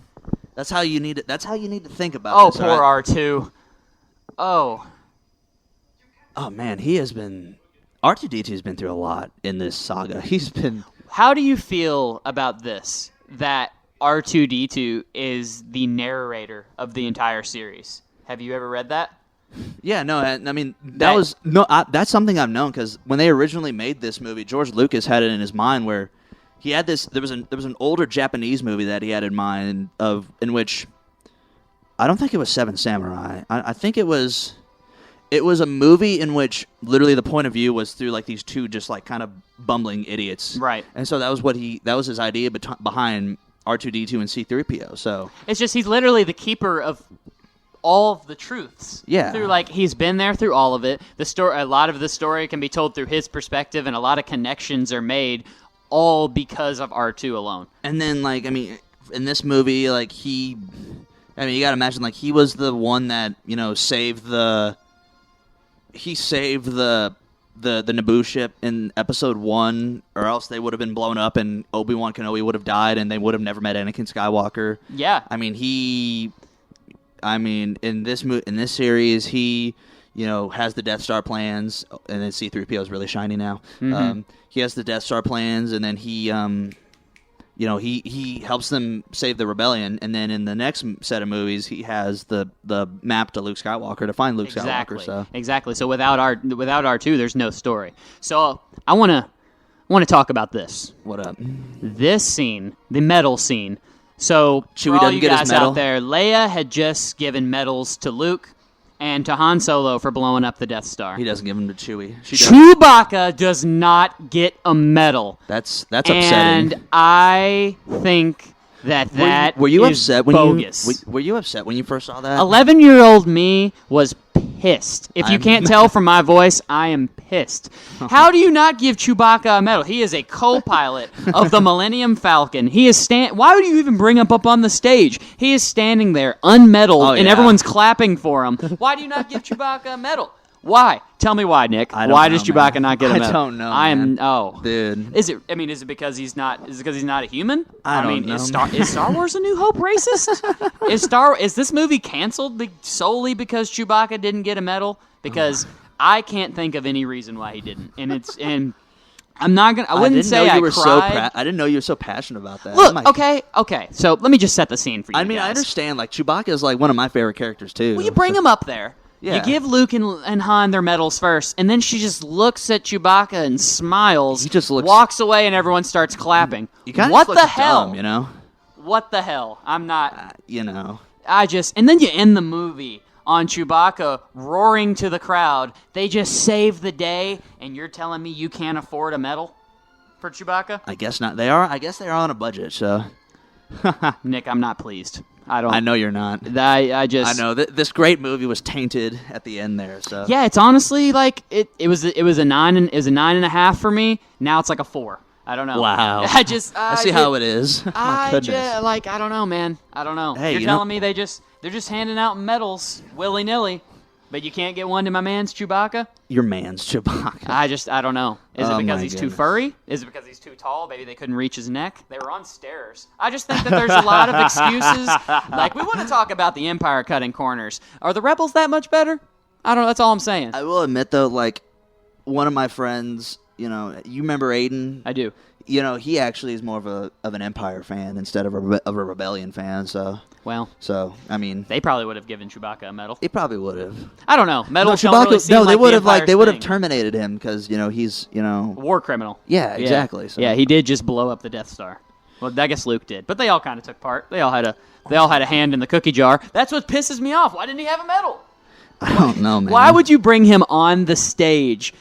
That's like you're graduating high school. And you walk across the stage and they call your name and they don't have a diploma for you. And you just have to, you turn around and you wave and everyone claps and then you walk and you don't get anything. Oh, I get that. But you keep going to school and keep helping out and keep doing all these good things and saving lives. And then they just give him a medal in the last movie for 30 years ago we waffed and didn't have one for you. Nick, I'm not happy. You know what, though? I mean...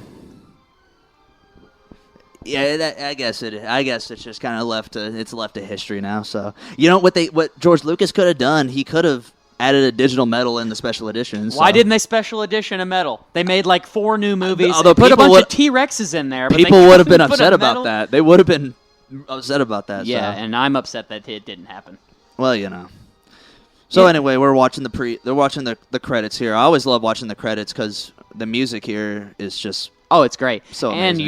And just every actor is just acting chops in this movie. Oh yeah, man. definitely. Like, and it's the perfect wrap up to like your movie going experience. You're sitting here, the soundtrack, it's the fanfare of like we just saved the day. You're leaving the theater with the classic, the heroes just bested the villains, and all is well in the galaxy. And that's exactly what this music and the credits.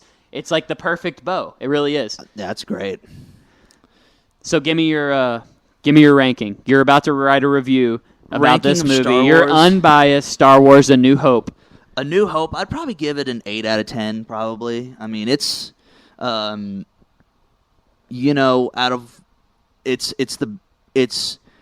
me, it's my least favorite of the original trilogy, I will admit.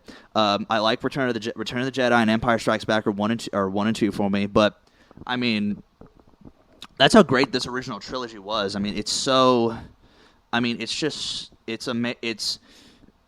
to me, the fact that you're a lot of people say that Return of the Jedi is their least favorite movie, and I will admit, objectively, the Return of the Jedi is the worst out of the original. Like, it's like, I think it's not the, objectively speaking, like movie from a movie made standpoint, but to me, it's just like to where like your worst film is that.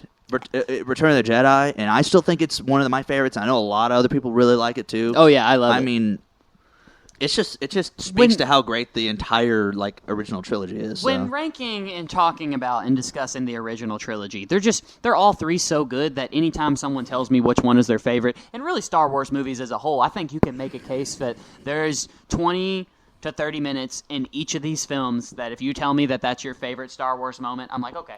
Yeah. Like I mean, there's no argument. There's like, not. even like The Rise of Skywalker, like, I mean, as much of meh as I found that movie to be, like, there's still moments in that, like, that I thought this stands among the great Star Wars moments. Like, you know, and same that I said with The Last Jedi, like at the end when like Luke literally walks out and he's confronting like all those like AT-AT walkers and whatnot. Right. I mean, that stands among like, you know, the great moments, like Luke blowing up the Death Star and like, you know, the great Star Wars moments. The problem with The Rise of Skywalker for me is the just going back on everything that you did. Yeah, every no, it literally seems like they just... Every point in the trailer that sold you on this film, they completely 180 and act like it didn't happen. Like C-3PO's memory. It's one of the saddest scenes that a character that you've seen in every Star Wars film, they wipe his memory and not... You know, an hour later, it's back and it's just resolved. And I have a problem with... It's kind of like just a problem with that. It's just like cop-outs. It's the same exactly with Chewie's death that we talked about. I mean, they just copped out, basically. But even like with Chewie's death, you can at least be pleased because it's Chewie's back. It's awesome. He's going to have a main point in the end of this movie, and he is going to help, and he's going to make it better. Whereas wiping C-3PO's memory, that was a sad, sad scene that you... I think weren't prepared for. The thing is like the movie, it made the scenes like it built you up, and then it's just like, oh nope, 180. Exactly, it's just like, oh, that was a great thing. I felt that, and then now it just doesn't matter. And I don't. I just hope that J.J. Abrams doesn't. Oh, that's how I'm gonna make my movies now. I'm gonna build them up, and then nope, pull the rug out from under them. So yeah. So yeah, that's A New Hope. Do you have anything else to say on the matter? I think that the fact that Chewbacca didn't get a medal is one of the top 3 travesties in American history. Almost. And I had a fantastic time on this pod, and I loved watching this movie with you. Thanks, man. And I look forward to coming back. Thanks, brother. And I think that's really where we will leave it off at. And check out Cody. He'll be releasing his own podcast before too long here. I will definitely do a shout out of that once you release it. Yeah, we're still workshopping. Got some good ideas, but we're in the lab every day. We're beautiful. Y'all man. Stay tuned. It's awesome. But anyway, y'all, again, thank y'all for paying attention, listening.